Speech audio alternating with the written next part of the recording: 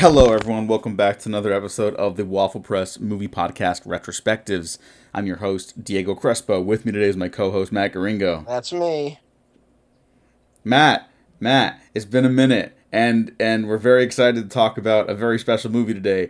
We're technically in the failed superhero blockbuster stuff yet, and this is absolutely qualified as a failed blockbuster. Maybe not critically, Well, definitely at the box office. I can stop you right there. Oh no. Well, no, I'm just saying this is coincidentally it is the convergence of several things, right? Which is one we Mm-hmm. did during COVID, we did the Avatar retrospective, right? So like we've done the whole series. We've talked about all of the shows.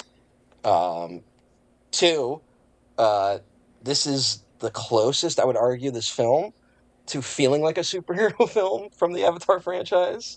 We'll get more into that. And then three, for a lot of circumstances, it did not perform well at the box office.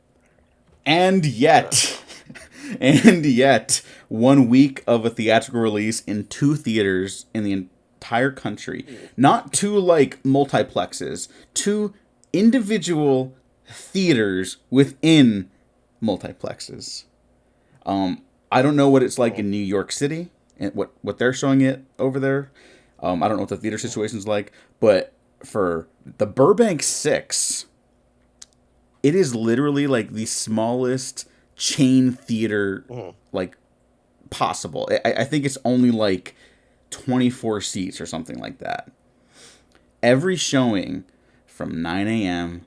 to 11:30 p.m. has been sold out. You missed the announcement. You missed your opportunity. I've been trying to go with a couple friends to go see this in theaters.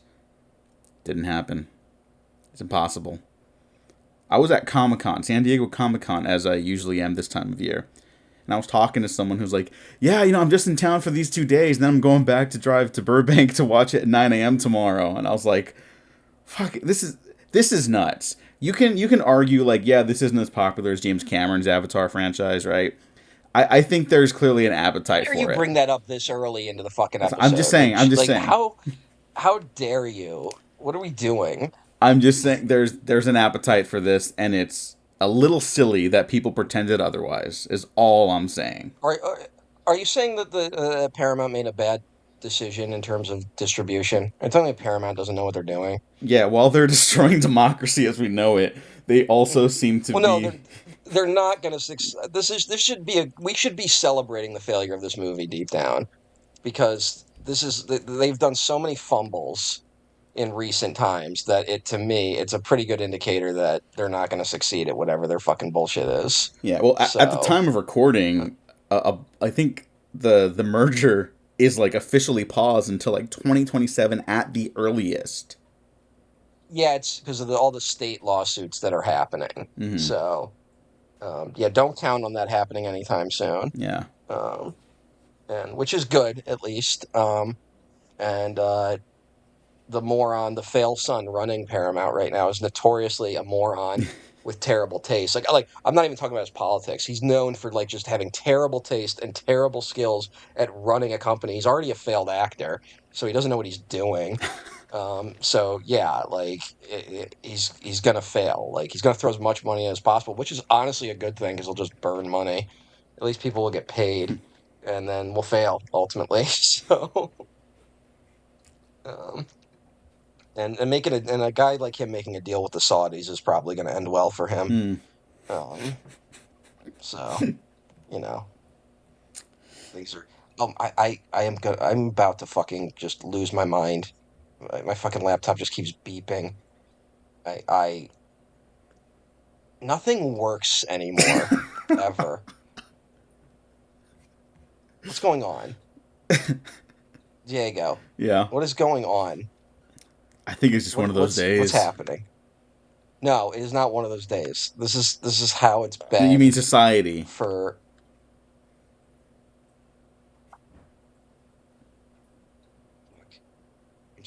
I'm so mad. Yeah. I was told I have anger problems recently. Oh yeah. Why do you I feel don't know. that? I don't know what the fuck they were talking about. No, no, no. Of course not. Um. Of course not. Anyway.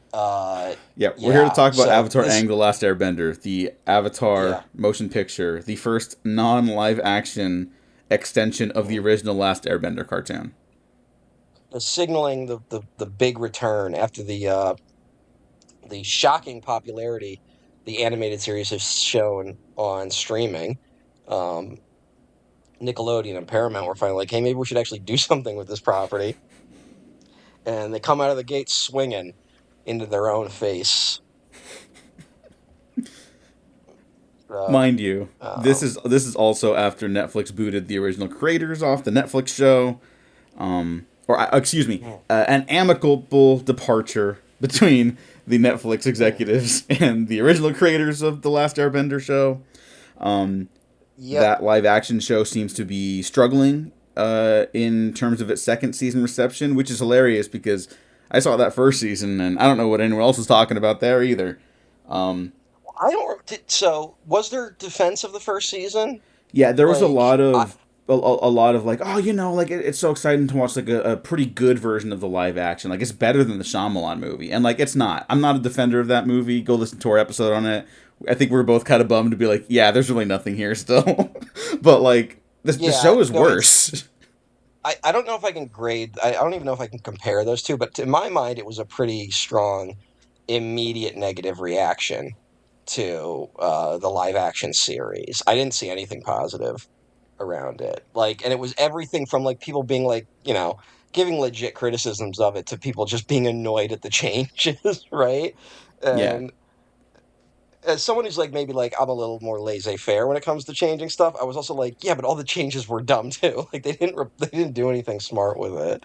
There is So, one genuinely good change in my opinion from the first season. I haven't seen the second mhm, season. I don't intend to. All respects to the younger cast except the guy who plays Sokka. I like those kids. mhm. Especially the guy who plays Zuko, who's really really good. Does a lot with very little. And there's actually a scene with him, and I'm going to mention this because I think it's important to remember Be like a what. fucking Democrat about this. Just tell us the one thing that you like about the show.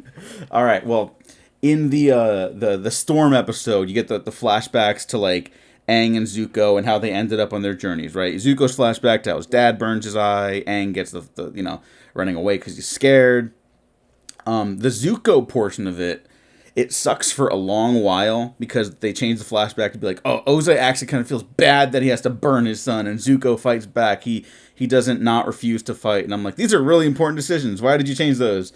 But then there's Mhm. like a moment where the crew, Zuko's crew, like they're hearing the story from Iroh, and they're like, I just never realized, like in the cartoon, very good stuff. And then when Zuko returns from his like blue spirit adventure, they like condense a lot and it sucks. It's stupid and annoying. When Zuko returns and Iroh tells them like, oh, like the the troop of soldiers that were going to be sent out to die were the ones who ended up being on Zuko's ship, and they realize like, oh, Zuko like saved all of our lives like by his act of defiance. And so like when Zuko returns, they like salute him and they call him their prince and they start bowing to him as he walks down the aisle. And it's like really good for like literally 5 seconds. I'm like, where the fuck did that come from? Like There you go. it's not game changing, but it was like really sweet. Fuck that. That was bad. No, no, it was a No, moment that no, worked in a show that had no other moments that worked. no, no. There you go. There you go. There you go. What are you doing? It was good. I don't know what to tell you. Netflix Avatar says support the troops, not the war.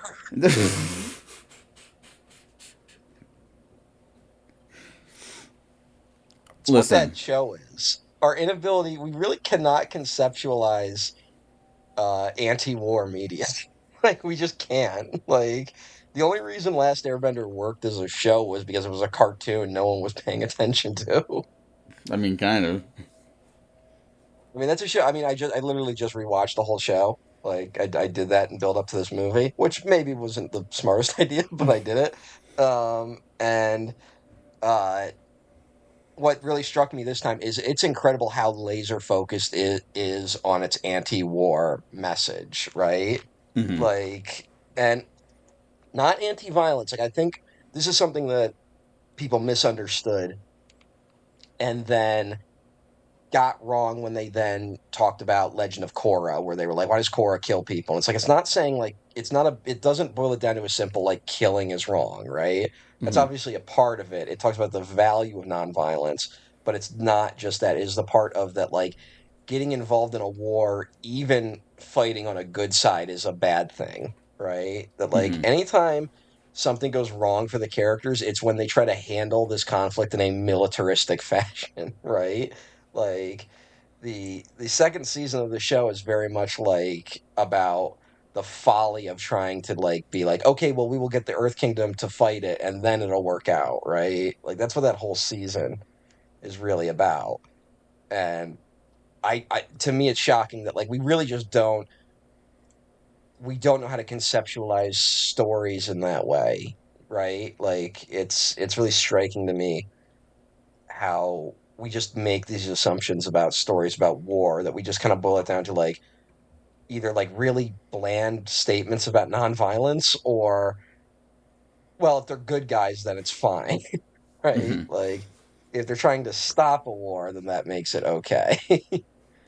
And to me it really does feel like whatever happened behind the scenes of Avatar, but like when you see what a lot of media comes out to these days, you really get a sense that we do not know how to conceptualize a world that doesn't have war, right? Even a fantasy world meant for children, and that's really embarrassing.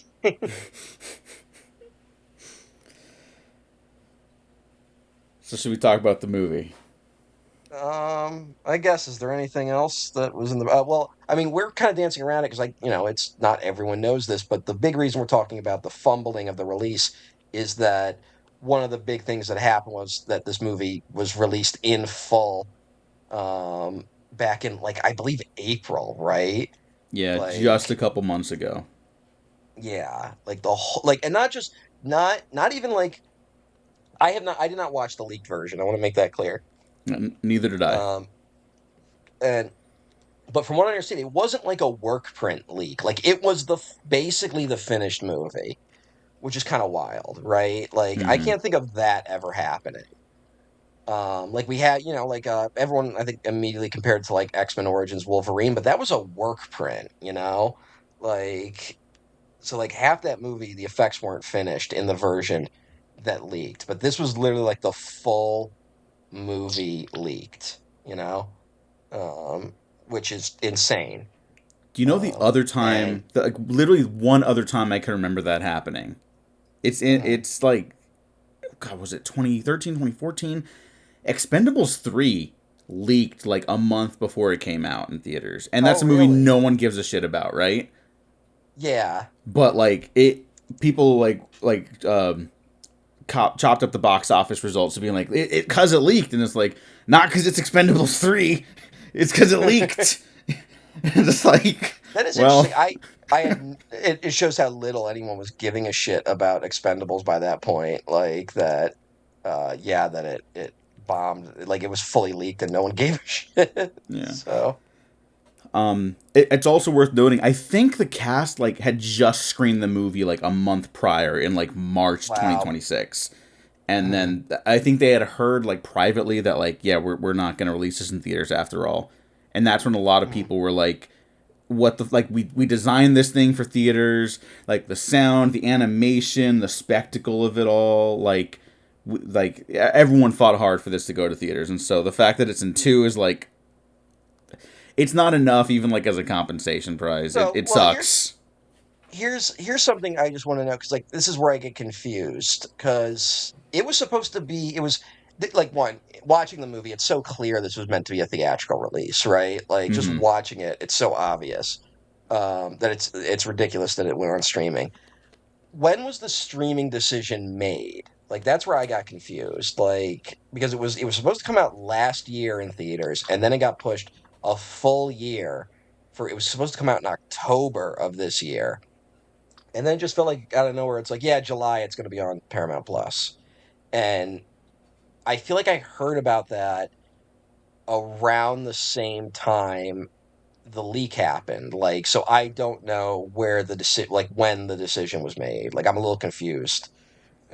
If the how much the leak influenced the streaming decision. No, I think they're two separate things. Like the guy who leaked Mhm. it, like it has been arrested in Singapore, and if convicted, could face up to 7 years in prison, a fine up to 50 grand, or both. So, ouch. Um, Yeah. but I think they're separate instances. Like I think Paramount Paramount notoriously doesn't know what to do with this franchise. They don't really care. Voice actor Greg Baldwin, who took over for the voice of Uncle Iroh in the original series after Mako's passing away, he was like, "Fuck it, I'm not being hired by Paramount anymore. They don't give a shit. Like they don't give a fuck about this franchise. They're putting it out the pasture. Like he's got a whole Twitter thread Paramount about it. with without going too into it, Paramount doesn't give a fuck about any of its franchise currently, it feels like, right? Like, hmm I mean, we've seen like historic fumblings with the Star Trek franchise, which like allegedly, I don't even know why they're still putting it out. Allegedly, the numbers are like disastrous for it, right? hmm Like that the number of people actually watching the thing. There's a big section of the Wikipedia page just dedicated to proving that Paramount Plus's subscriber numbers keep going up. So I guess that's all that matters. But it's it's like none of the Star Trek stuff hit, right? Like really, like Discovery, even Discovery was like the moment of being like Star Trek's back as a series, and immediately like lines were drawn and it never recovered, right? hmm Like it's not like it won people over later. SpongeBob, they've tried to do like a big thing with SpongeBob, which is obviously still making money, but it's like it still feels like diminishing returns, right? Like they've already canceled the spin-off Patrick Star show, right? Like Oh, there have was a they? big announcement. Yeah, like it got canceled like 2 years ago, I believe. Oh my god. Um, like they seem to be really pivoting, and this is could be going with like whatever they're doing with their brand recognition. But they like it seems like there's been a real rise of like one, who's the fucking guy who does Yellowstone? Because they were big on him for a Oh, minute. I Taylor keep forgetting his Sheridan. name.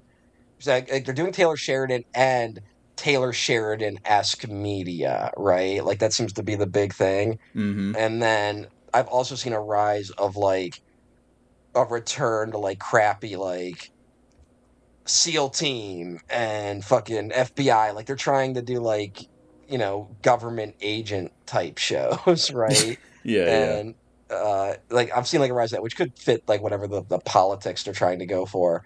They seem to be trying to go for the market of like the fucking, boomers and elder Gen Xers that watch television, right?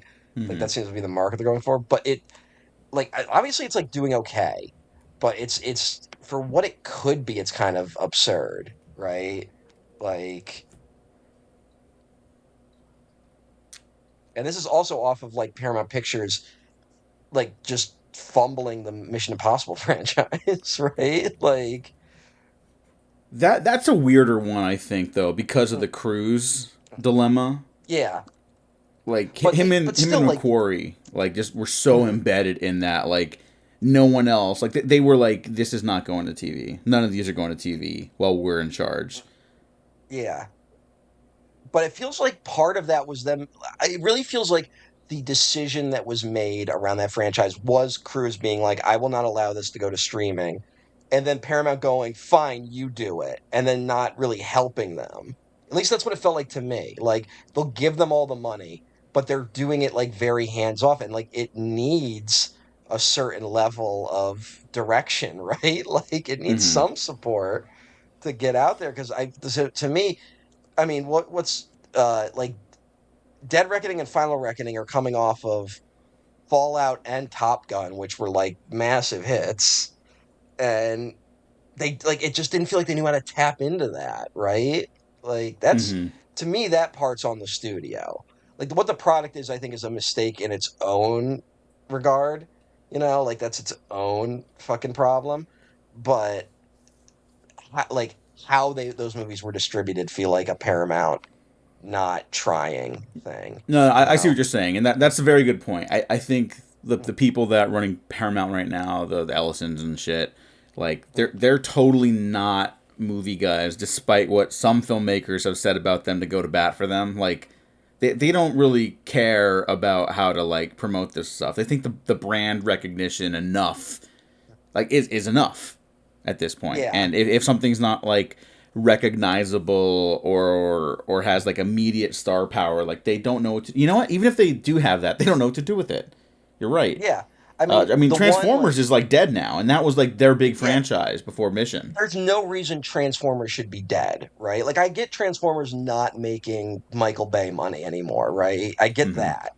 But there's no reason those movies shouldn't be making money. I mean, I was talking with someone the other day who was like, like not 10 years younger than me, but like maybe like 5 or 6 years younger than me, and they're like those Transformers movies were really formative for them, and that's a market you can't tap into, dude. Like you can't fucking do that, right? Mm-hmm. And it's to me, it's like I think the biggest franchise they have right now is like fucking Sonic the Hedgehog, and I think the only reason that one was able to work was because there was the backlash to the trailer for that movie, which was so loud. I think it just gave them this urge to be like, "Oh, we should maybe actually try to make these things work," you know. Mm-hmm.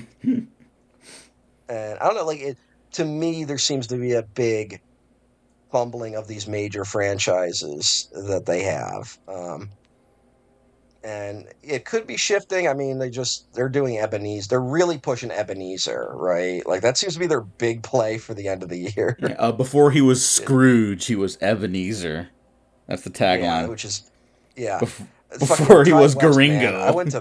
I went to bat for you, fucking Ty West. Like fucking I'm so embarrassed for everyone involved. Um Yeah. Everyone should be ashamed. Um and it'll probably hit because Johnny Depp has a weird fan base. Um but it's yeah, like who fucking knows? Like it's everything looks dumb. I think they've only like successfully been able to like pitch at like the weird influencer crowd, right? Which is how they've gotten some movies over the barrier, but that's about it. And then meanwhile they're sitting on all these major franchises and they keep fumbling those. So who knows? I don't know where it's going. Avatar is probably like the biggest example of being like how out of touch executives are because one, it's like this should obviously be a Star Wars level franchise for Paramount. And two, it's like they've already kind of missed the window on when to really go for it, right? Mm-hmm. Like it's we're a little late to be doing the Avatar Aang movie. And also it is a little weird to be like we're gonna start with the Avatar Aang theatrical release movie and then just show it off to Paramount Plus. Like just an embarrassing series of events. So, Well, I remember um, the that fervor when they announced like we're doing Avatar Studios, a studio entirely mm, dedicated to the Avatar franchise, like Lucasfilm for Star Wars. Basically, I mean yeah, Indiana Jones too, but that didn't really. You got one of yes, those. Lucasfilm's basically just for Star Wars, and that's maybe even okay in a better world. But yeah, Avatar mm, Studios was supposed to be that. They announced like 3 movies. They were gonna do like a Kyoshi thing, like do a new mm. series, which is allegedly still coming out next year in 2027, called Seven Havens. But yeah, I this thought is it was it. coming when I thought there was the other. I thought it was already like going to be out this year. Oh wait, what? What's all right? I mean, I'm sorry. Like again, Avatar I am 7? getting You might be confused. right. I'm so like Like, this stuff bounced around so fucking much, dude. Like, mm.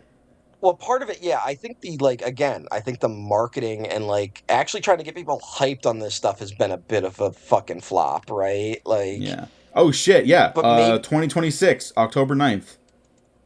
so here's where I got confused because like this was the announcement I read. It's like yes, it basically took the movie's release date. Like that was when the movie was supposed to be released in theaters. And one also I just want to know it's allegedly gonna be post-apocalyptic in a way, which was my pitch for what you should do after Legend of Korra. Mm-hmm. That was my pitch. So points to me for getting that one right. Can Um, we just go like full nerd out and like theorize what that'll be after we talk about the movie? Because sure, we can talk about that a little bit. The one thing I want to say that I'm already a little like iffy on is one, like I like the pitch of like it's going to be twins, right? That and one of them's the Avatar. I like that pitch. Um, the announcement I didn't like is that it it's going to be two seasons released at once that add up to 26 episodes. Like that's got me confused.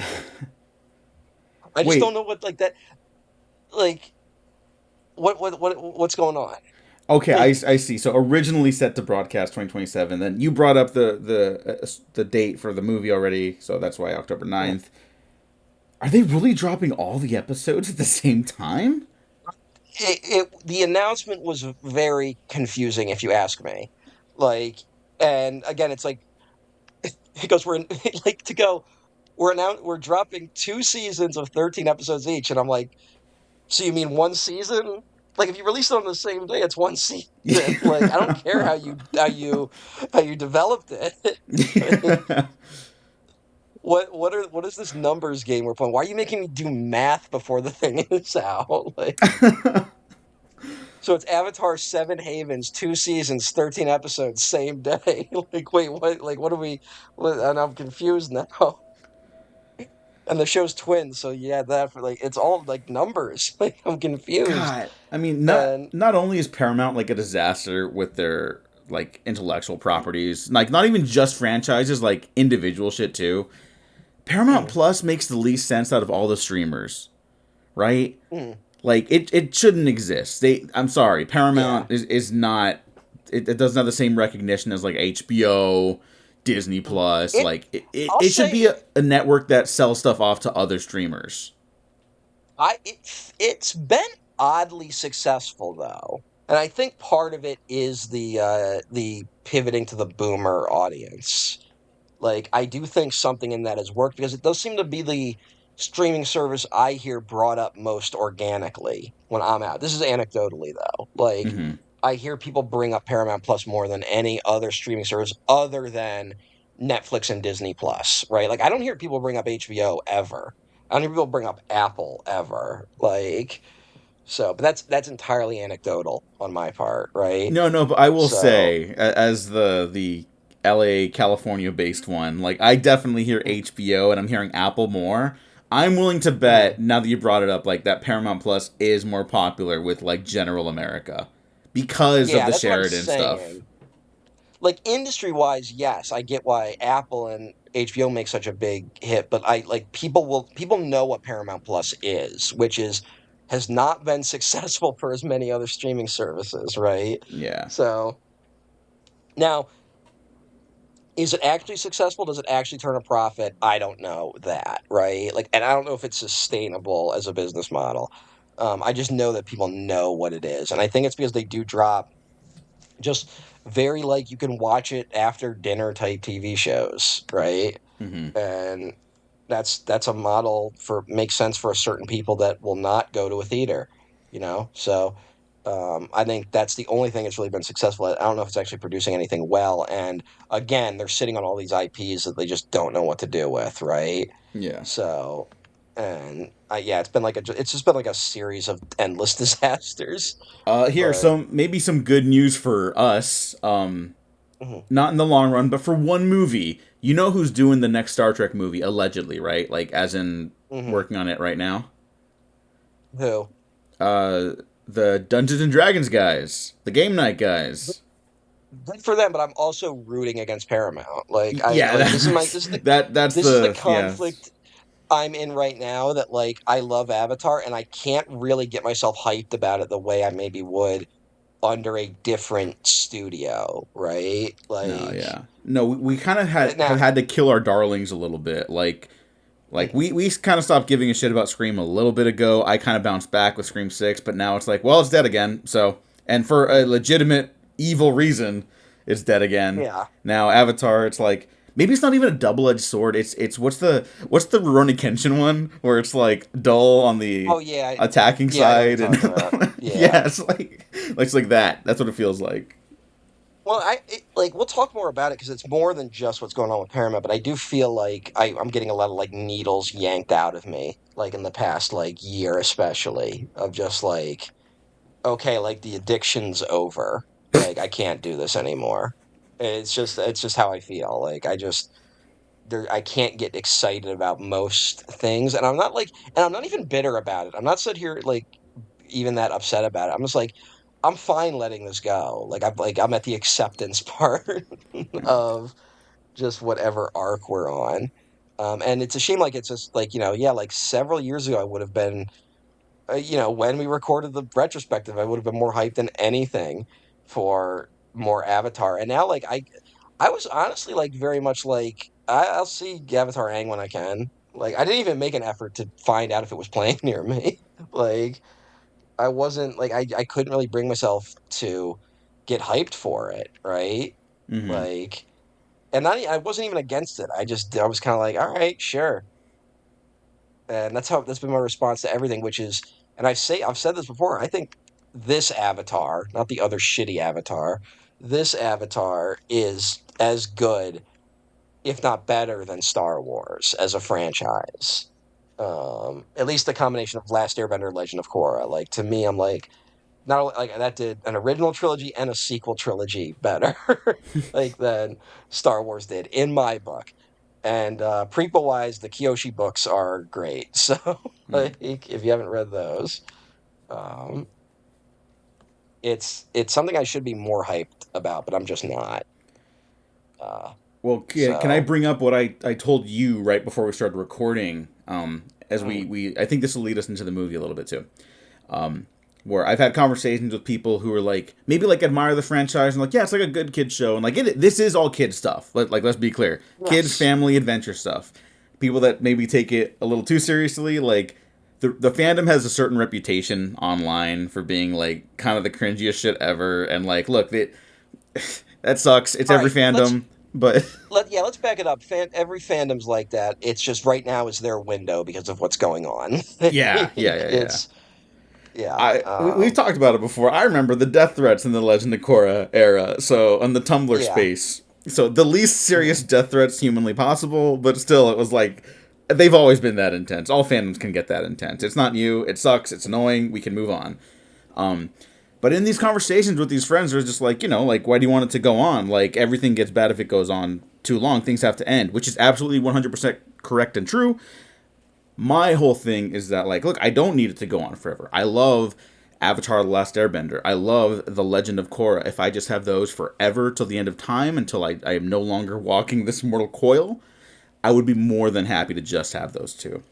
The fact that I know there's a movie that's completed production and a TV show wrapping production makes me want to see them. Had they not announced them, I wouldn't really want to see them. And knowing that it's the same people in charge who made these productions possible, that makes me excited. I don't need it to go on forever. In my perfect world, there's a show per Avatar cycle of every element. So once we have the next one for Earth, I'd be happy to leave it there. If this show, Seven Havens, is the last one ever, I'm fine with that too. I don't need it. I'm I'm just happy with what I'm I good have. either. I'll say yeah, I'm good either way. Like it would be something where like maybe every generation should get their own Avatar show, right? Like I don't know. Like I'm fine with it. I'm fine either way. It's similar to you.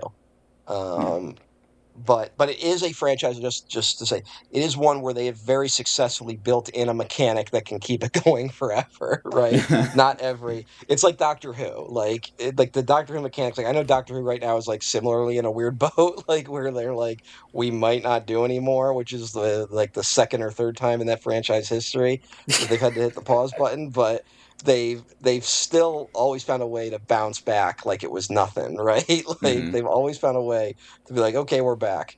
And the way it's written, the way the premise of the show allows you to just go, oh, thank God this happened, and then you can start the show again, Yeah. right?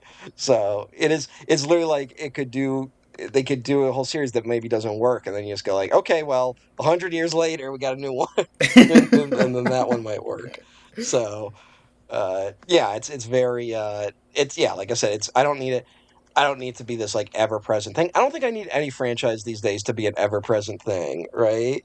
You know Um, what? Maybe that's what we're learning. Franchises need to go away for a while and maybe not come you know back. what? Not even if they get I bad, think just like it's in general. Nothing should be omnipresent like that.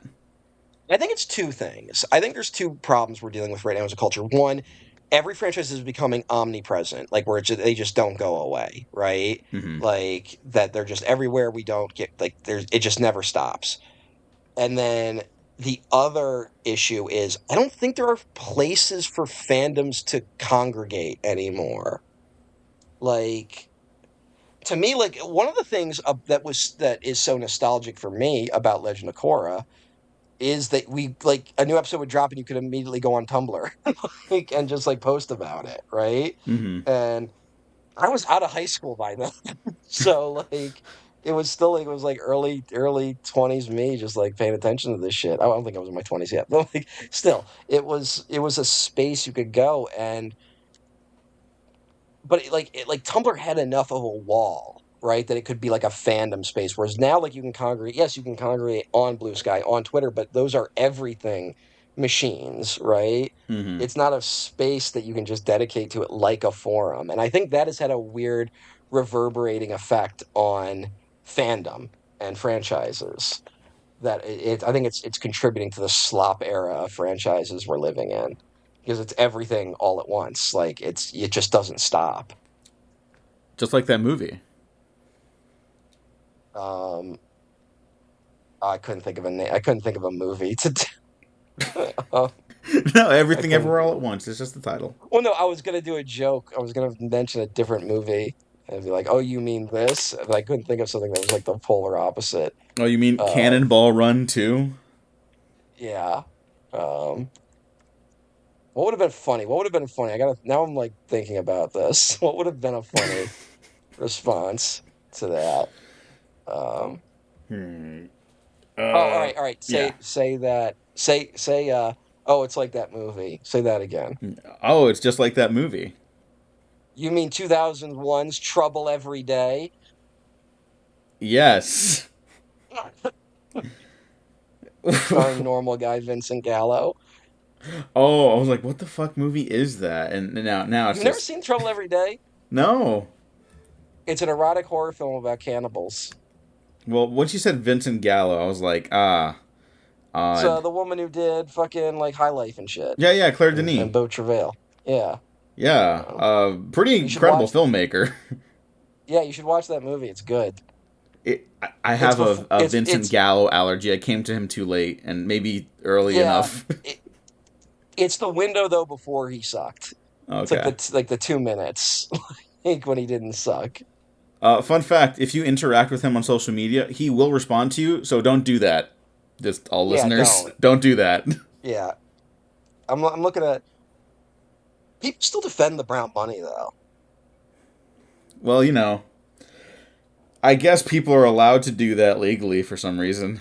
Yeah, because I would say the window for like Vincent Gallo, where you're like, can I be interested in Vincent Gallo? I think that's maybe like the mid '90s to the year 2002, maybe, and then it's done. Um, oh boy, he's gonna play the Golden State Killer in an upcoming movie Oh, why? starring James Franco as well. Oh So yeah, that that's a there's whole conversation. That's a whole conversation.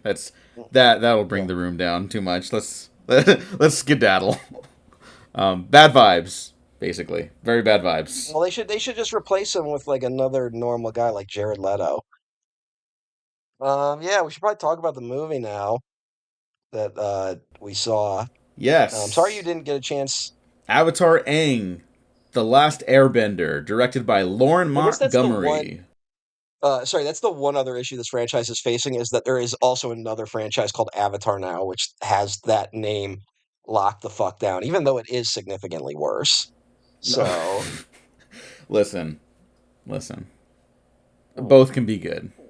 no, I mean both could be. I guess you're There, right, but there it is. thankfully we Okay, don't yeah, have to. that's what I We was don't. going for you.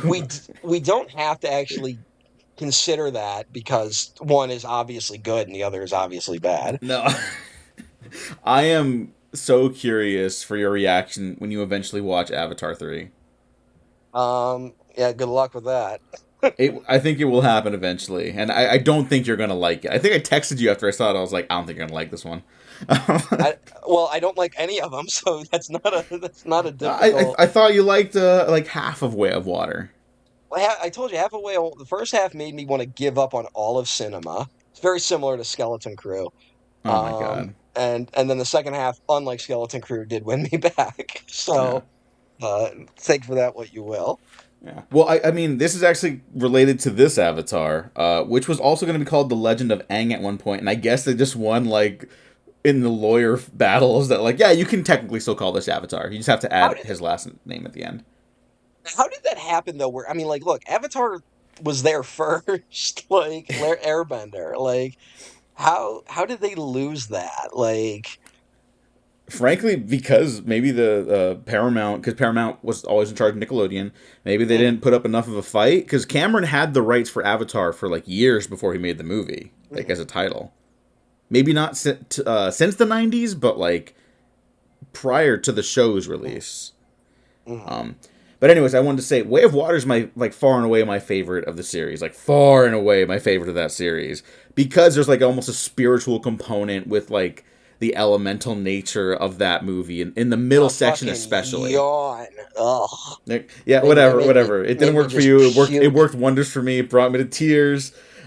It's the most similar to like what a good version of a live action What's the deal Last with this? Airbender thing would be for me, right? Which I Is don't want. everyone like experiencing collective trauma? Because like half the reviews on Letterboxd I'm seeing right now are like, this movie brought me to tears, and I see the movie and it's good, but it's like a movie. So I You don't know mean what to the Way of fucking win. Water? No, like every movie. Oh, I'm seeing this with a lot of movies these days. So I do think we're all going through something. Yeah, it does feel like things are getting worse every day, and like you kind of wake up and you're like, well, here we go again, and you just got to go well, through the day. fucking Spider-Man ain't gonna fix that, kid. So get your shit together. I mean, hey, I'm watching that like the day after this episode that goes out. Why are you even bothering to see it? Oh, there's some friends I haven't spent much time with lately, so they invited me, Well, and I'm then not trying to be a dick. meet him after the movie. I forget we're supposed to eat before or after, so maybe I'll just do that. But they're also giving You're away in these your. Spider-Man pins. Like I Uh, do want the pin. I like Spider-Man. So they're playing Ran at a theater near me, so I'm gonna go see Kurosawa's Ran this weekend. So you think that'll be better than the new Spider-Man? I mean, we'll have to wait and see. All right. Anyways, Lauren Montgomery, who got her start in the original Last Airbender cartoon series as a storyboard artist, she was a supervising producer on Legend of Korra. So she's been with the franchise since like basically its inception on television, And which is she's very been cool. doing in like recent years. She's been directing a lot of those like direct to video DC movies, or like working on them at least. Like Yeah, um, she's got a hand in a lot of those ones that were coming out for a while. yeah. Um, She did Justice League Doom, which for my money is one of the more like quality straight to video DC movies. It's like 60 minutes. It's a good time. I always find those like generally very thin, but she's a good director from what she had done there, in my opinion. Oh, and the Batman Year One adaptation, which I'm less hot on, but I do enjoy. Yeah, but there's usually it's when they try to like adapt like a really seminal comic that they don't work, right? Mm-hmm. Like No. Year One doesn't really work. All Star Superman doesn't really work, even though that comic's great, right? Mm-hmm. Like it's usually when the comic is they're adapting is like okay that Yeah. the adaptation works better. Oh, she also directed some of Voltron with the same team. It's Inexplicably, the Avatar team. inexplicably one of the most controversial cartoons, even though I've never seen a second of it. Yeah, we probably touched on that in our Avatar retrospectives, but I haven't seen it either. Um, who knows? I think uh, I think it was one of those like the fandom just got too insane type yeah. moments, like which Yeah, does what was happen. that? The late 2010s for children's animation television. People were like, Steven Universe is fascist. Mhm. Like, it just got fucking nuts. Well, I think it is something of a if to be blunt, I think it's something like everyone's right now going on and on about the fucking like Gen Alpha is like lacks media literacy, right? Like that's been a big comment lately. And I'm like, bro, millennials went through the same thing. Like, no, like we just Steven Universe is like the perfect millennial example of that, right? Of Hmm. just people not being like people being media illiterate and then also only stuff like Steven Universe is difficult if all you consume is children's media, right? Like it's Yeah. one of those classic examples of like the one that's been really interesting was The Last of Us 2 versus The Last of Us Season 2, right? Where Uh huh. like fucking people had like a conniption over the plot of Last of Us 2. And meanwhile, the show comes out, people are like, "Oh, that's interesting that you did that." And it's because people who watch television usually do more than just play video games, right? But if your only thing is playing mainstream video games, Last of Us 2 is going to be too much for you, right? Hmm. And I think there's a big sort of infantilization of general audiences that we see um, that is partially connected to how people overreact in their response to children's media, right? Yeah. I Um, mean, it's sort of like a bastardization of that Guillermo del Toro mantra, like, animation is cinema, and they're like, yeah, and then they're like, but they only talk about like Pixar and Disney movies or something, and it's not even yeah. against those movies. It's Mm. just like their limited perspective on it kind of makes their conversations less engaging, and Yeah, and I also think it is partly a backlash to the overselling of children's media in some respects. Like, like I sit here, I sing the praises of Avatar: The Last Airbender all damn day. It's better than Star Wars, I say. It's one of the best Bush era pieces of media, frankly.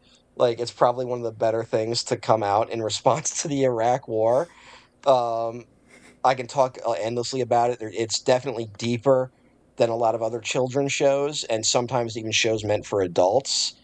Um, but it's still a kid show, right? Like I mm-hmm. can place it in its context, where again, like I think sometimes people oversell a thing, and then when people oversell a thing, it leads to a weird backlash that takes it too seriously. It doesn't know how to like moderate its reception to things, which is I think how you got a lot of the discourse around Legend of Korra, right? Like Yeah. so, you know, it's a thing. It's a lot. Um and now we're dealing with this problem I think Avatar is facing uniquely of they're not entirely sure what audience to play to, right? Mm-hmm. Um, Legend of Korra kind of came out at the perfect time for all of its reception, but X number of years after Airbender, and also still being under the radar enough that it wasn't a mainstream thing, but it was like it understood its audience matured enough that the show could mature X amount, right? Mm-hmm. Like Legend of Korra is definitely a slightly more mature version of Avatar: The Last Airbender. But there also wasn't nearly as big a gap. It was like 4 years between the end of Last Airbender and the beginning of Korra, right?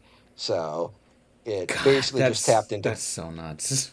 yeah, it's basically It, just tapped into kids who had become teenagers, right? Like that's really what the audience had tapped into. So, but now Avatar Aang, the Last Airbender movie, which is the first thing in a minute to be Avatar 1. It's been when did Korra end? Korra ends 2014. It's been 12 years. 2014. So yeah, so it's been over 10 years without any real Avatar media other than like comic books and shit and books. So it's been 10 years. There's a TV show out there, but that is targeted at the audience for Last Airbender and like fumbling it big time, right? You're talking about the It's live action? the live action, yes. Can I just say, I've had another conversation with someone much more embedded in the industry than I, and they were like, "Yeah, I actually love that original series, including Korra," which made me very happy because they're a good friend of mine, and I didn't know that about them, so I was like holding their hand and shit, like we could have been talking about this forever, and they were like, "But I feel like that the franchise hasn't really found a way to like grow from that," and I was like, "Well, they haven't released anything," and then they kind of broke it down for me, like the live actions are basically considered like part of the franchise, whether people like it or not, because like including the movie, because like they're continuing the brand name, right? Like we could have an argument whether or not it should be considered part of it, but it is. It's all under one giant umbrella, right?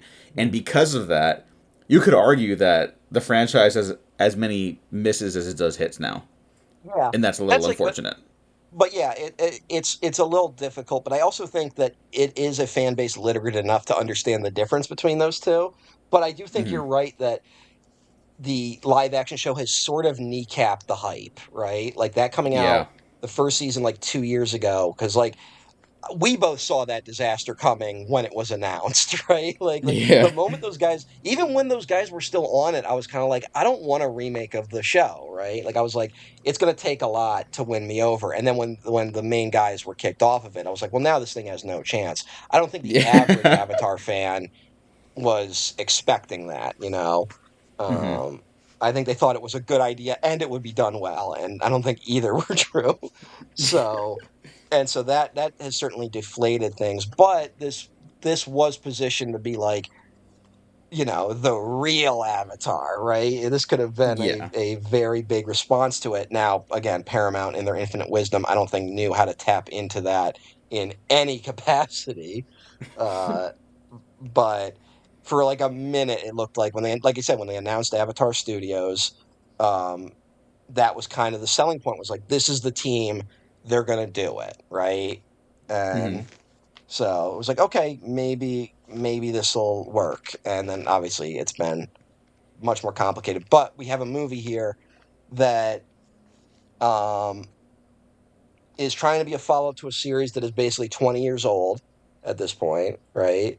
Um, the original Last Airbender, for an audience that, you know, frankly has matured out of it. I'm not saying like has abandoned it, but it's like we're like, you know, I'm never gonna love Avatar the way I loved it as a kid or even a teenager, right? Like it's just the people that grew up with it have now aged out of it, but will be attracted to it on a nostalgic level. A new generation it seems to keep discovering it, right? Like it's still one of the animated series is still one of the top streamers, the originals. So it's still popular with new generations, but they're experiencing it totally differently than our generation experienced it, right? And it is a question of like what audience do we target, and I do think that has affected some of the decisions made with Avatar Aang, and how they're like, which is clearly an attempt to reintroduce this franchise to the world, right? To be like, this Hmm. is year one, we're back, baby. That's what this movie is like trying to be to some degree. Um, Yes, it is. and I'm I'll gonna just read a say it. line. I'm gonna read a line right now that I think is indicative of what this movie is. Okay. Give me Okay. one Okay. moment. Um, so this is I'm gonna quote the movie and then I'll explain and then I'll give context to the quote. Um, there haven't been airbenders for over 100 years. A line delivered by Sokka to Aang 31 minutes into the movie.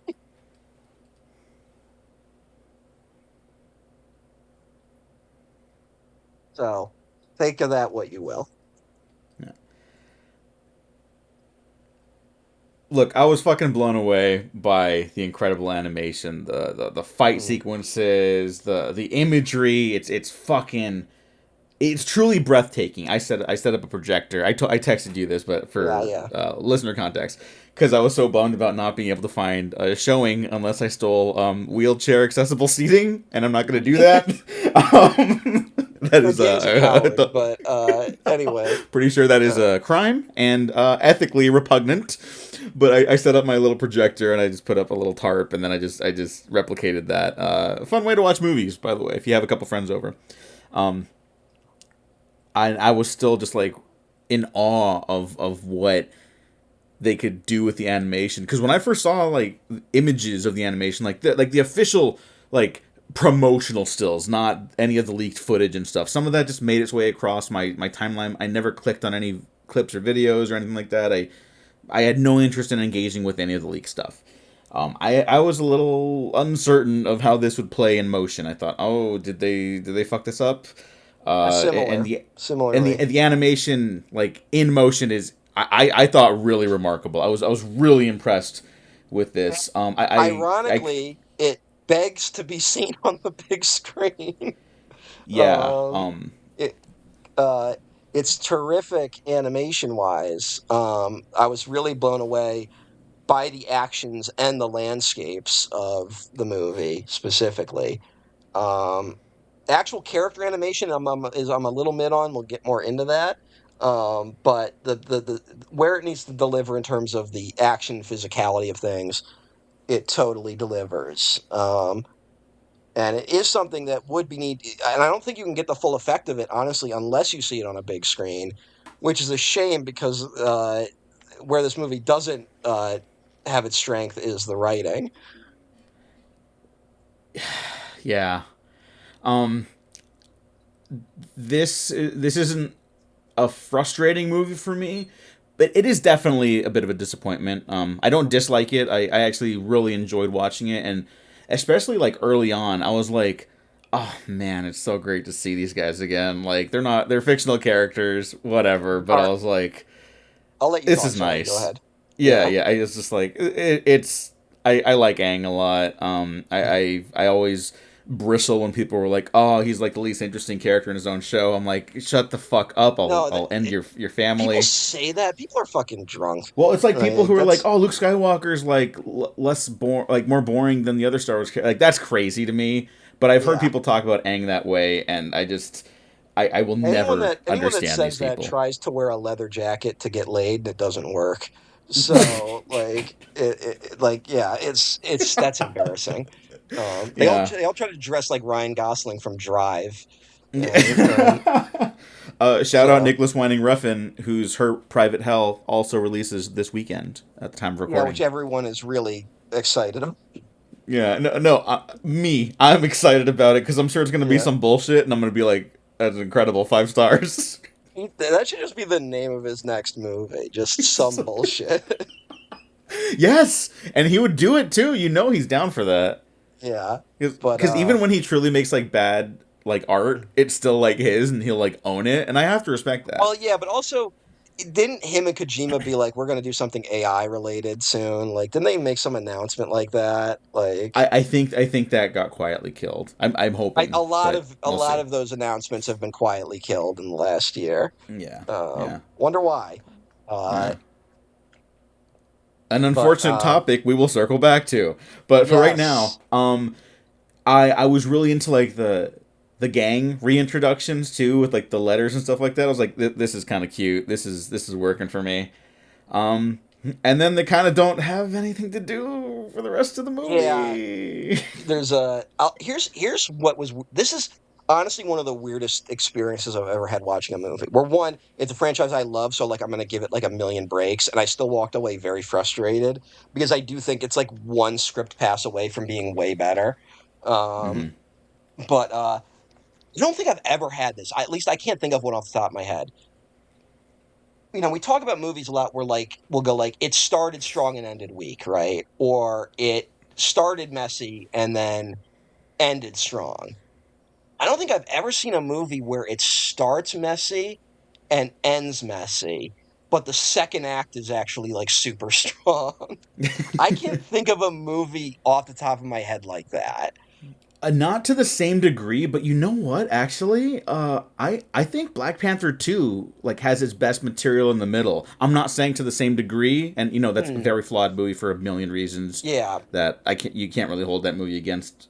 yeah, But yeah. that's probably the closest comparison I could think of, where the That's not. middle act is stronger.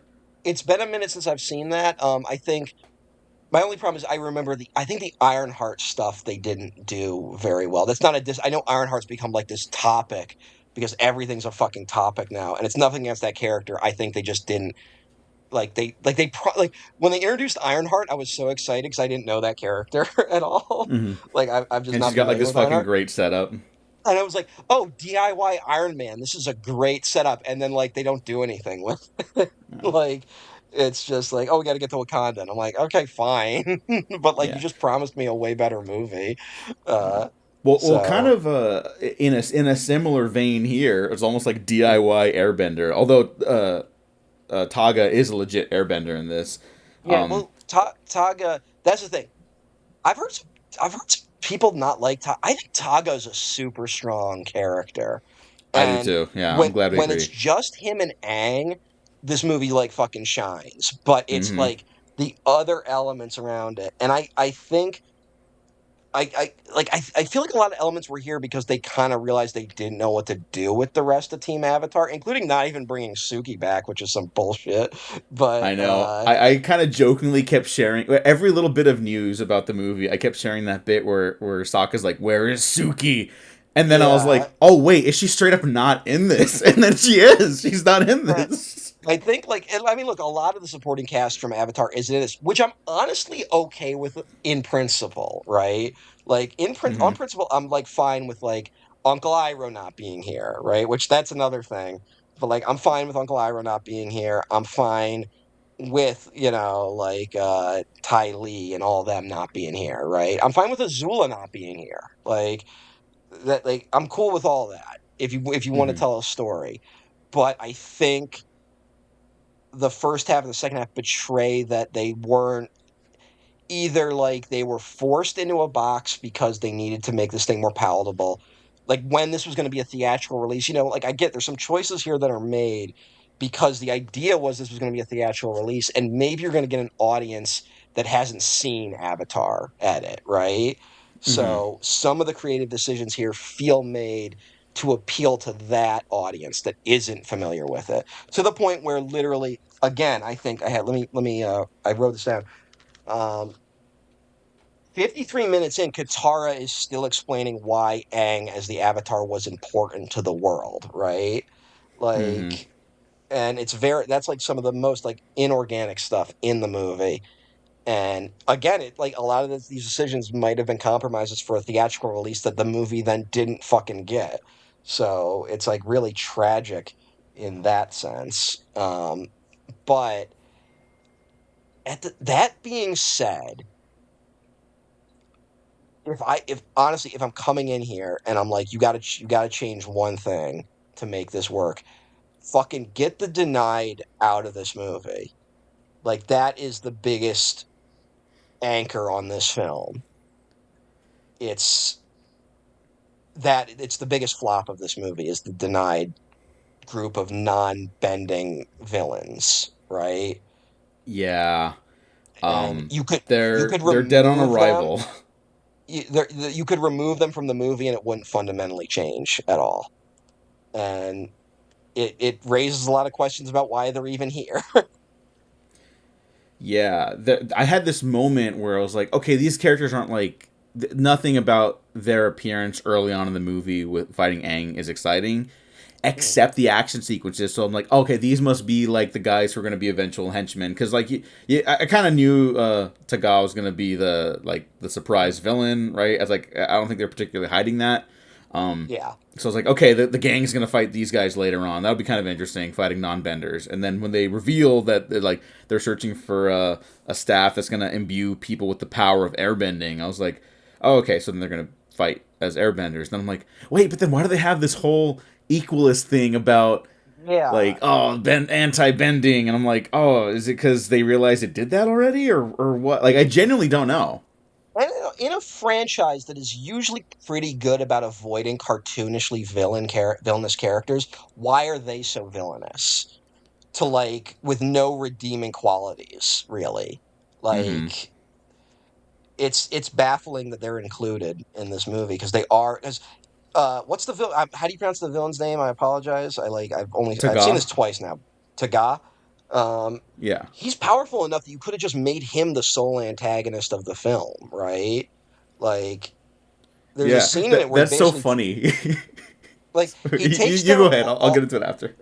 well, he takes down all of Team Avatar in like one scene, right? And Mm-hmm. like sans Aang, but still, like it's like a big, and that's before he gets the fucking Dark Plagueis' staff or whatever the fuck, and like, you know, it's you really could have just done him like fucking like Dragon Ball Z Brawly and shit. Like just be like, here's a guy, he's tough. Like just Yeah. he's the tougher guy.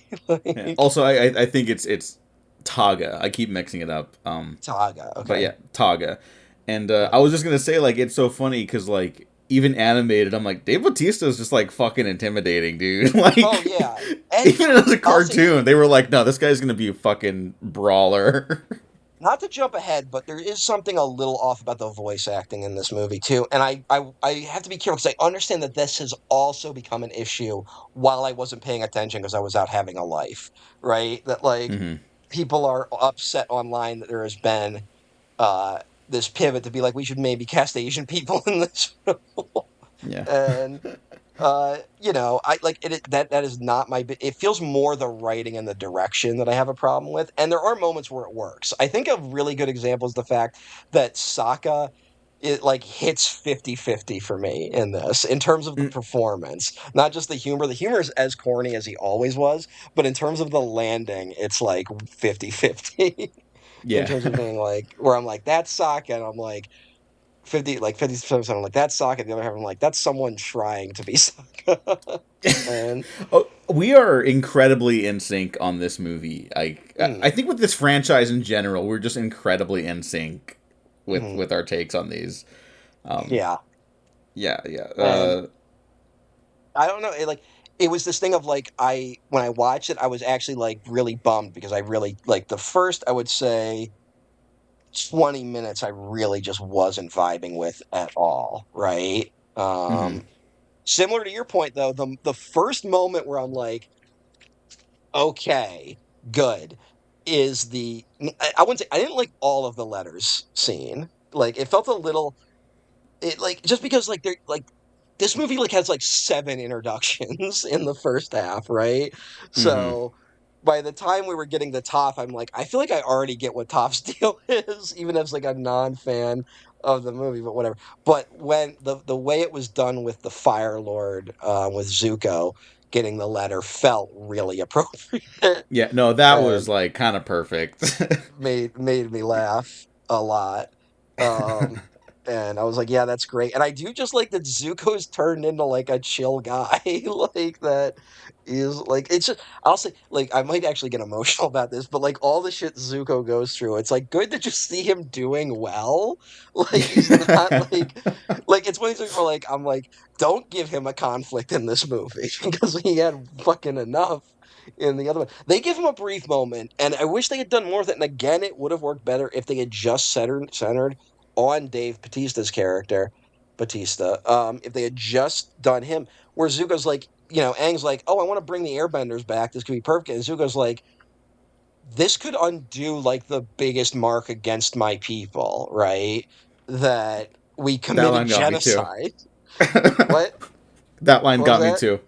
Yeah, like I'm like this is perfect to do, but that's also the scene where Sokka does say there haven't been airbenders for 100 years to Aang, the last airbender.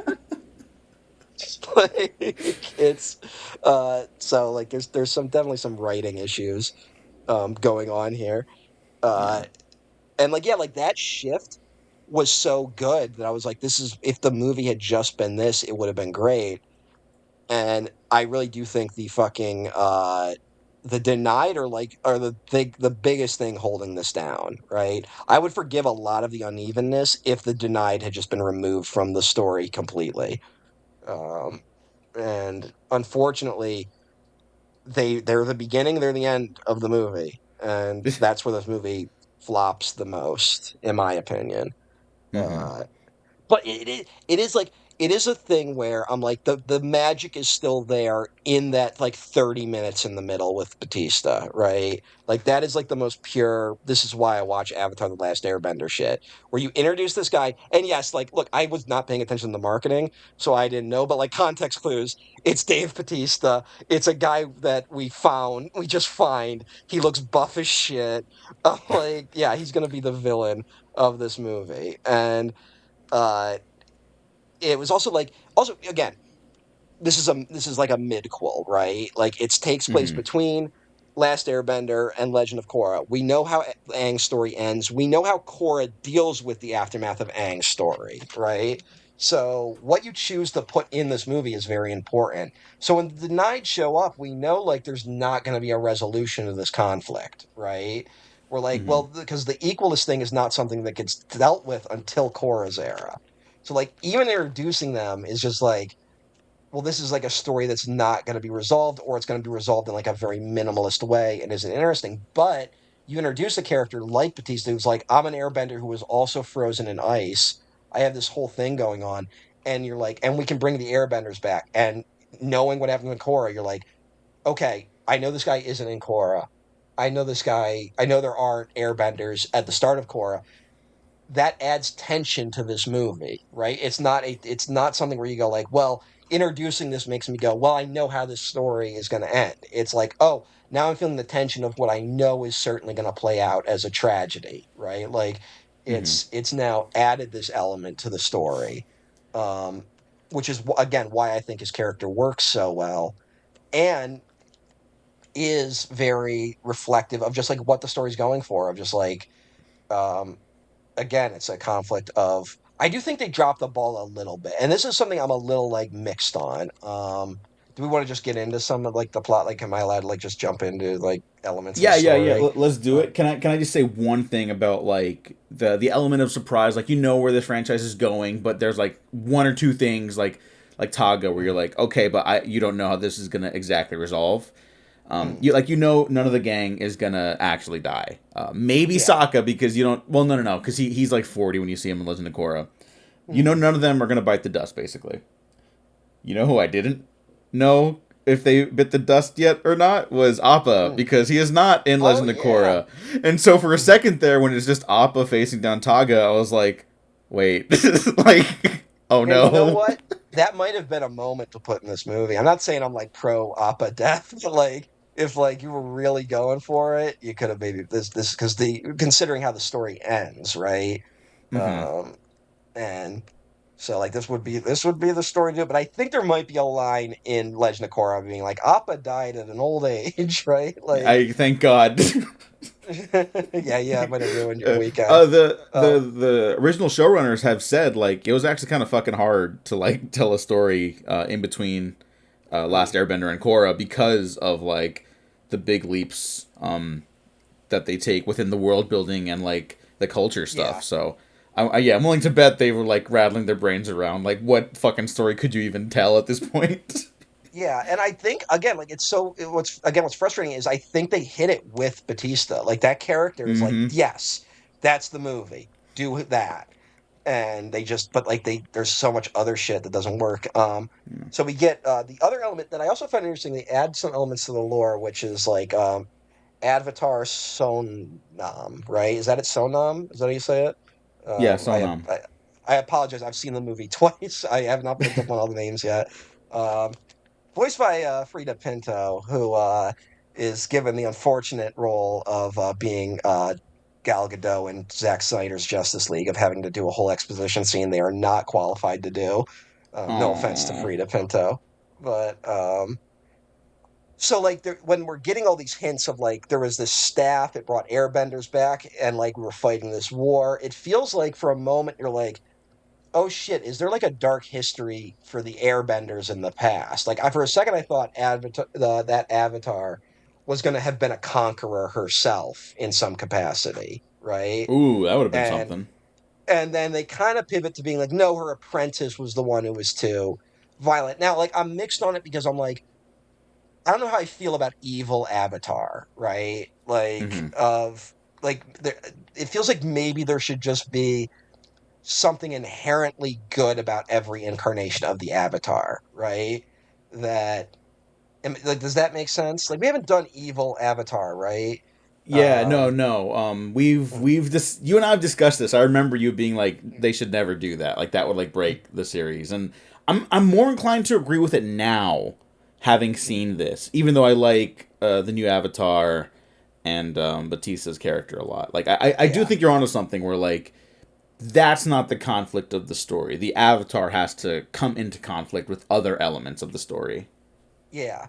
And I feel like there's like a little bit of a drop off there because they're like they're talking about this ancient war with the Earth-bending kingdom, and it could be like there's again, it fits also fits the themes of the Avatar Last Airbender series, because this is reflective of what would have happened had Aang gone full militaristic, right? Hmm. That to me, it's like maybe the Avatar, maybe she wasn't a conqueror, maybe she wasn't evil, but she got so invested in this war, it became too much. I'm fine with avatars making mistakes, right? Or who's the waterbending Avatar that lost his love's face to the face stealer, right? Oh yeah, It yeah, the was like, surfer dude. yeah, it was like I was a go with the flow guy. I didn't take it seriously enough. I failed. I'm fine with that. I would even be fine seeing a movie built around an avatar like that. Like I find that interesting. I like evil is the one where I'm like, maybe at best maybe make him a useful idiot to evil, right? Hmm. Um, and again, so like this ends up being the story of like this is what could have happened. One, had Aang gone full militaristic. Two, if Aang had killed the Fire Lord. Three, if Aang had never been frozen in the ice, right? If the air nomads had been successful of being like, we need the Avatar now. You need to rise now. Aang, raised in that environment, could have become a really dark character inadvertently, right? And could Yeah. have reshaped the world in a negative capacity. Similar to Avatar Roku, right? Who like basically brings about this golden age for the fucking fire nation, and then but that sows the seeds for them conquering the world, right? So Hmm. like there's all that again, this is why Avatar is so interesting because it is about these sort of cycles of empire and power and stuff like that. And so like which is you don't normally get with a kids show, frankly. Or you know Um what? Any ongoing franchise that's like fantasy based, or we can yeah, I talk mean about fucking more of the game inner world politicking of this individual film than you can most like superhero films, which this movie yeah, also sort of relates to. yeah. Like this feels like the most like forgettable superhero entry of the Avatar franchise ever in terms of like also setting up like bland villains and stuff like that. And yeah, like it just there's it's I'm just so frustrated because I'm like, yes, if you had just written it around this one thing, it would have yes, it would have been a little simple to be like, oh, they just fight one guy. And I'm like, well, look, you're making a 90-minute movie. You don't have a ton of room. So don't bother making it that big. And I also don't like that it turns into like, I'm gonna destroy Republic City. Blah. Like that's just dumb. And And uh frankly, like when the gang is like running around fighting the henchmen and trying to save civilians, like they cut away from most of it anyways. So it would have just been yeah, better to like allocate the time they gave the denied into the gang. yeah. Like literally just make it like just fucking have fucking this guy just go fucking haywire on that team Avatar and just make it feel like, oh god, this could actually be the moment that like they get their asses kicked, and then be like, oh wait, I know like that's not how this happens. But like you could definitely get more out of it. I don't know. It's it's very frustrating in that respect. Like I said, I did not hate it, right? Like there's no like Hmm. I did not come out of this being like fuck this movie. I gave it 3 stars. I think the biggest thing it fails at is I do not think it'll win over non-Avatar fans, right? Which is really like, if that's what you're trying to do, like, if that's what we're sacrificing for this movie, like, then you failed in that respect. And ultimately, it's like worse than just being forgettable, which is that no, there's actually good stuff here. It's just surrounded by forgettableness. Hmm. So. There was enough here where if I could be like, okay, this was a slightly uneven pilot for a new series, right? There's like, it feels like that, but it's a movie, so like we're not getting anything else. This is it, like, Potentially and the only movie, like yes, probably the only movie. yeah, I doubt we're gonna get anything more, and then also like it hasn't sold me on the idea that like even more would be good, you know? Hmm. It's it is a like normally this would be a like okay, I will watch 3 more episodes of this show, and if I'm not into it by then I'm just not going to get into it. But instead it's like okay, I don't know what happens next. and and now it's like okay, you had this live action series that sucked, no one likes it. Now you have a movie that lands that is like a mess in terms of landing, and now you got to get people hyped about a new series, and it's just like it's all fucking backwards. And now my big worry is that the series could be fucking great, and no one's gonna be interested by that. Yeah. Um, Although I have sneaking suspicions that the series will not be great, unfortunately. Oh no. Well, There was well, enough here let's here. talk a little bit There more was about the enough movie. Let's just here. wrap up on the movie because Yeah. I don't think there's that much more to talk about. I have one Unfortunately, more like element of the movie to really talk about. But no no go you for it, go haven't for it. you haven't talked in a minute, so you say your things. I just think that in terms of like what the gang could offer the movie, like Katara, a lot of the criticism has been thrown about the character, especially moving her into the live action space, is like, oh, we don't want her to be like too feminine and motherly and stuff like that. She's like that in the show for a reason because she has to be the mother that they lost. She Yeah. needs to fulfill that role. Like it's a character flaw, you know, in a way. Like Yeah. and but she's also like, but she's brave and she's kind, but she has an anger issue, you know, for justifiable reasons, and she's very complicated.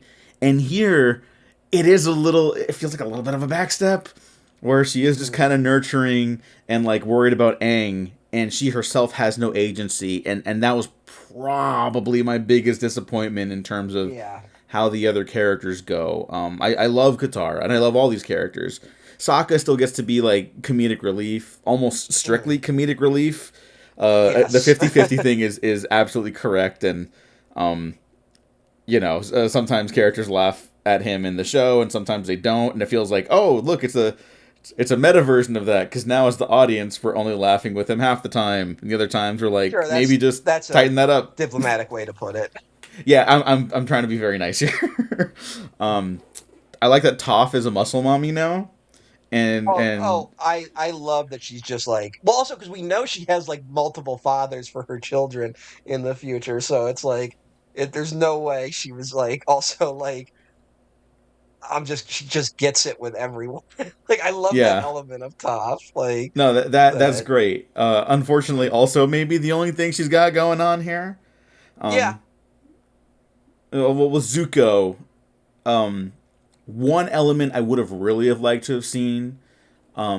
They talk about his relationship with Aang in Legend of Korra as being like, oh, he was like, it was Aang's most trusted confidant by the end, right? Mm. I think there would have been a really like a great opportunity here to kind of showcase more of that, where he's like, like the rest of the gang is like his immediate family. Zuko's kind of like the adopted sibling by this point, right? So they're Mhm. close, but you know they haven't gone they haven't pushed their relationship to the full extent that he has with Katara, Sokka, and Toph.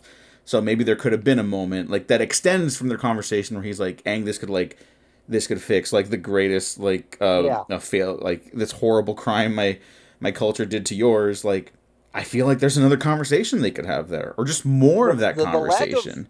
the lack of Zuko being central to anything is kind of like to me of the team, that's the one that's a mistake, and I do think it's a structural issue because I like was writing it down like I like especially with this, it's 90 minutes. I get into like the structure of it. Like there, it's so uneven. We had so much tell don't show in this movie, it feels like, Mm-hmm. while also still doing a lot of the show don't tell, which is what makes it awkward, you know? Yeah. Um one, it's kind of smart to start the movie with just Aang getting into a fight, right? Like it's just like, Mm-hmm. okay, just do it. We'll do a visual version of explaining who the fuck Aang is. That's fine. I don't like that it's with the fucking whatever. I don't even. I'm already denied, which is a Denied. terrible name.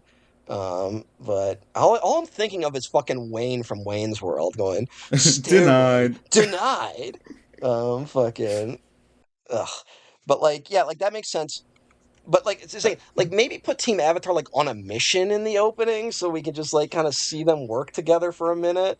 It feels like a very poor allocation of time, and especially then when we get like fan servicey moments like the fucking foaming at the mouth guy or the cabbage guy and shit like that. And you're like, I'm like, why are you even wasting time on this? We're like when I could be getting a scene of Zuko and Aang, right? Mm-hmm. And So like yeah, there's a lot of moments like that where I'm just like, I don't know why you're devoting so much time to it. I don't know what the fuck happened because they're normally the show was really good at structuring and introducing characters. I mean, Aang has maybe one of the best character introductions of all time, which is like this fucking big mystical moment. Like all this stuff happens, and then he just goes, "You want to go penguin sledding?" Like that's his whole character right there. Like he wakes up after Mm, 100 years, and the first thing he thinks about is like just doing some fun kid shit. yeah. And there's nothing like that here in terms of introduction. Even the scene we talked about liking the letter scene, but that's also a scene of like it's a letter.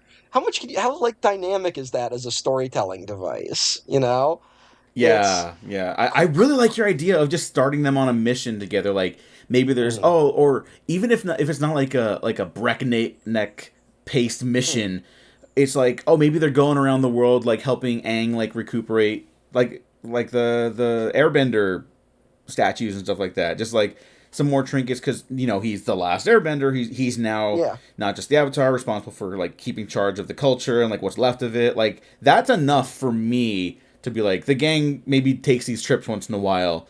The rest of the movie is what happens on one of these trips. Like Yeah, I love the Republic City stuff. Like visually, did they need to be in this movie? yeah, like this thing, cut all the Republic City scenes. Like again, I love Republic City, but it's like cut all of that. You don't need it. It doesn't fit in the plot at all. It's like it's thematically appropriate for Legend of Korra. Like it's a thematic thing. The reason that city exists, and here it's like we talk about like fucking Katara being like Flanderized a little bit. Like, all of Republic City has been Flanderized, right? Of just Mm, like this is a city that represents unity, like it's fucking Zootopia or something, and then Zootopia was more dynamic. yeah. So, Like the gang like, already represents that for not just the show, but yes, for the purposes of this movie individually. So I think a yeah, smaller scale version of that would have helped them hone in on that too. yeah. Like, I feel like there's a checklist they were hitting, and some of it just didn't need to be there. Now, I'm a little suspicious as to why certain elements were there. We'll get to that in a minute. Mm-hmm. Um, but yeah, like, there's just I don't know. There's so much I was so struck by like the amount of bullshit in this, and like it's like yeah, like put them on a mission in the start, and then they just happen to come across this fucking like air nomad that's frozen. You know, I don't Mm-hmm. need it to be this thing that like he sought it out, and then you can start introducing the elements of oh, there's this staff, all this stuff, mainly like even like mainly just to like save us some time, right?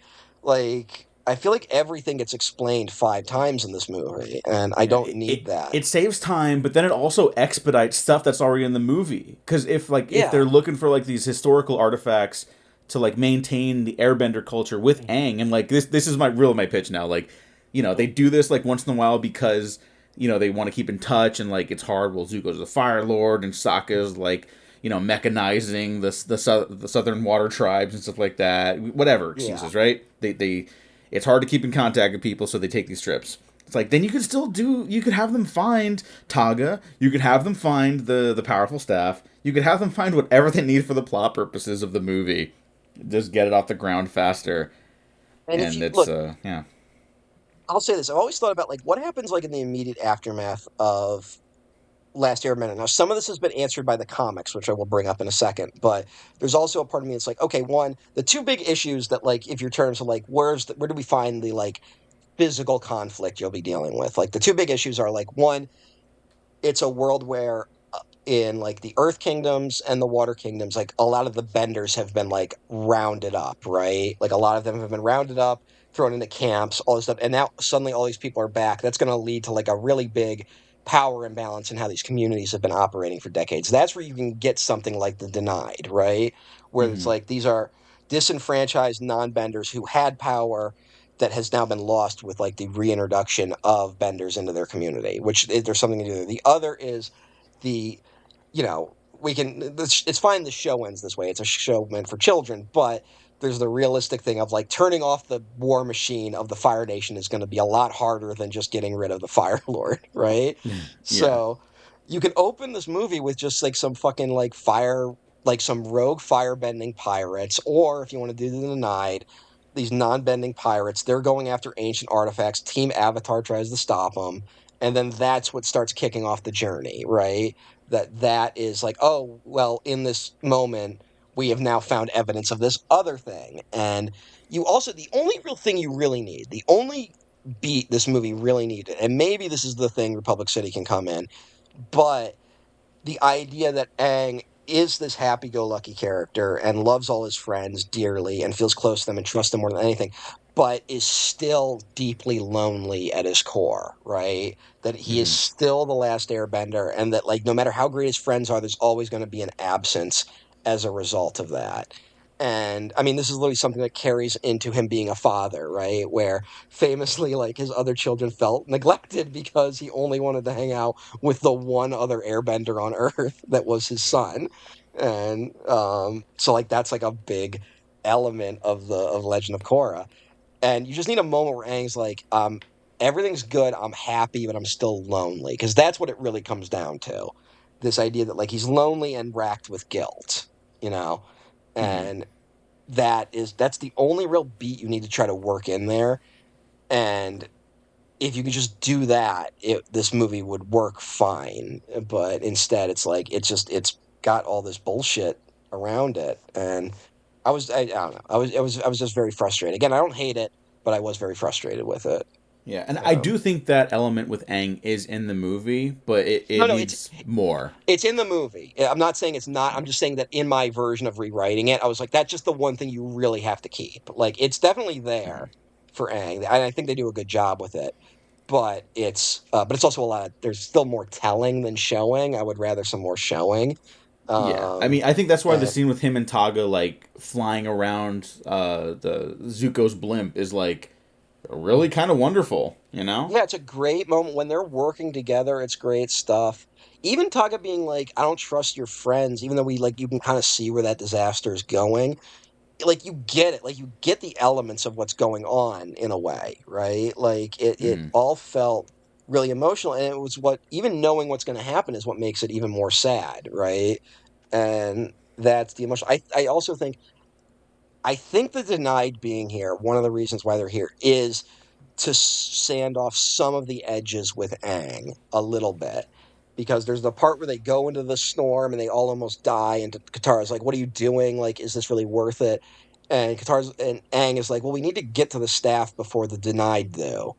And she's like, "Is it really worth it?" And then he goes into like, "You don't understand. Like, this will bring back my people." I think Aang needed to be a little bit selfish at the start of this story.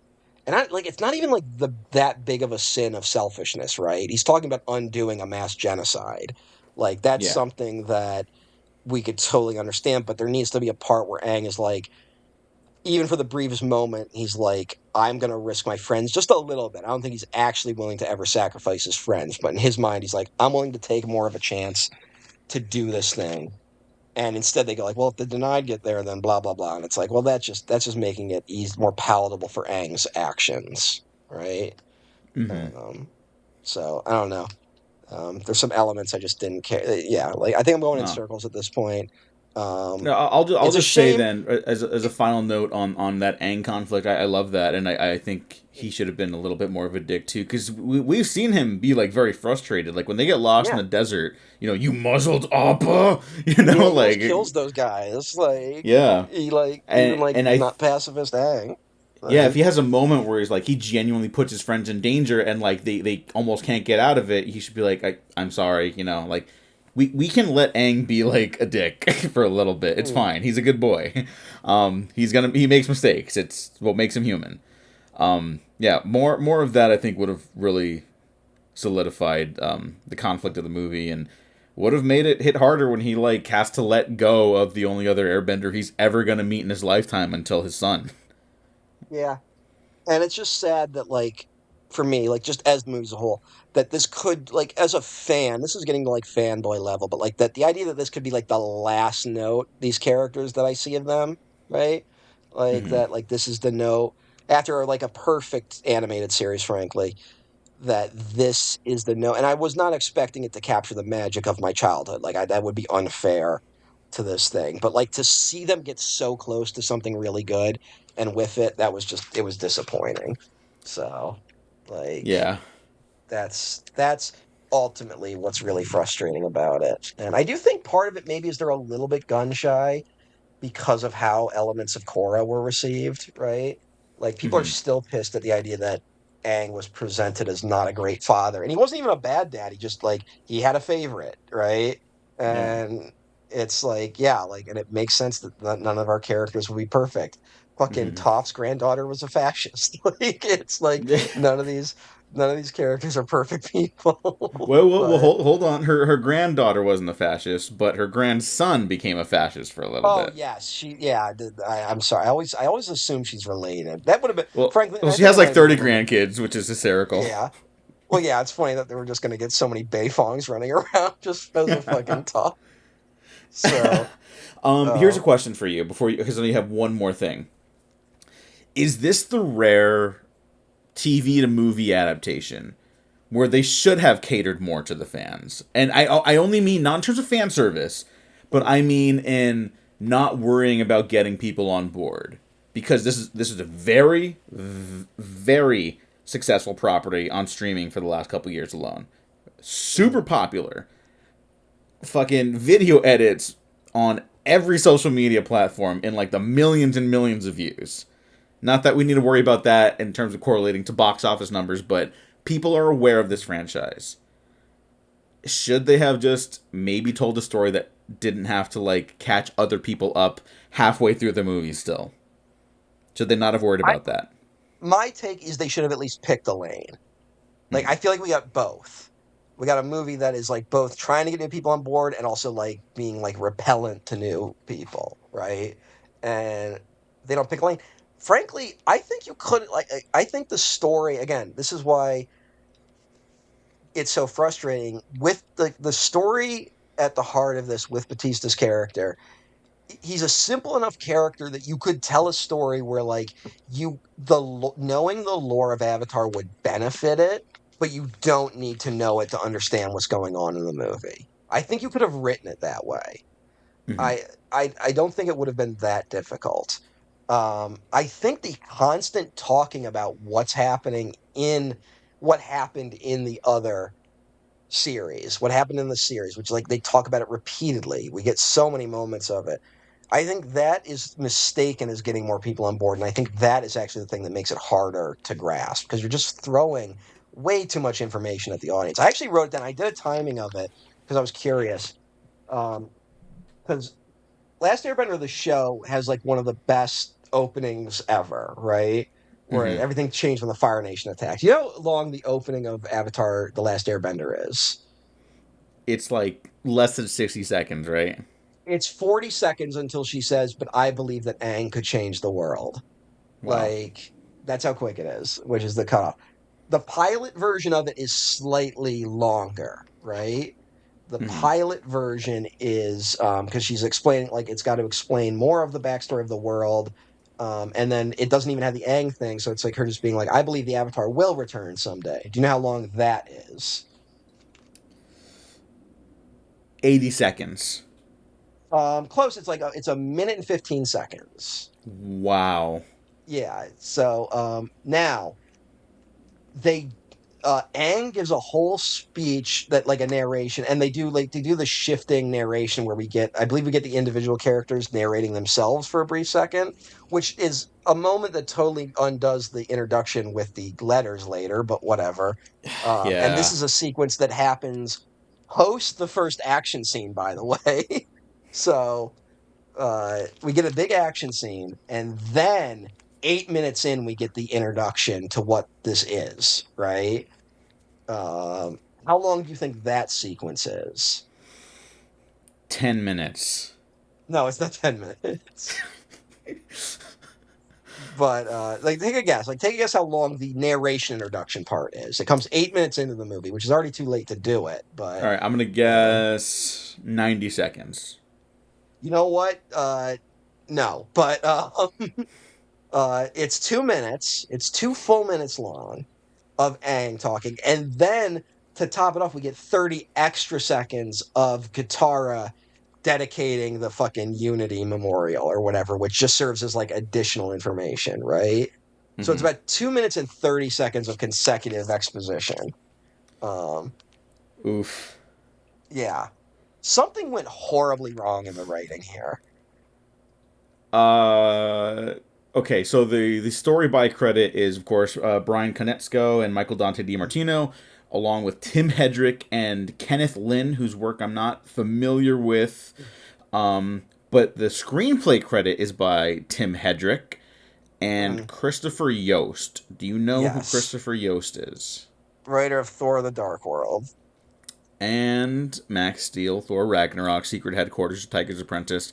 But most recently, Mhm. he is credited for Star Wars Rebels, Mhm. a consultant and writer on The Mandalorian, an executive producer and writer on the live action Cowboy Bebop, which that's Mhm. tough. That's a tough one. That's tough to swallow. He also wrote an episode of The Bad Batch, and he show ran the Tales of the Teenage Mutant Ninja Turtles, the animated Yeah, sequel series to the recent Ninja Turtles movie, which I liked quite a bit. I haven't seen that show. which was I really like that movie, though.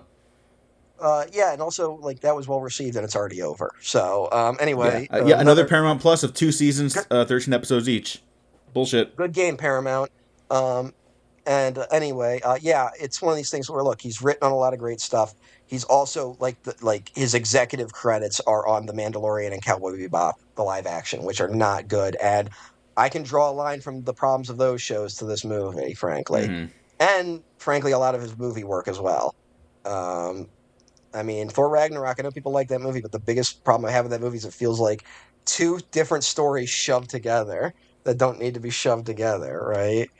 Yeah. So. I was having a Yeah. conversation recently about like, oh, like that's the one everyone likes, and even now it kind of feels like, well, maybe like, the Taika of it all, who makes an appearance I in guess, this movie, which I was yeah, unaware of.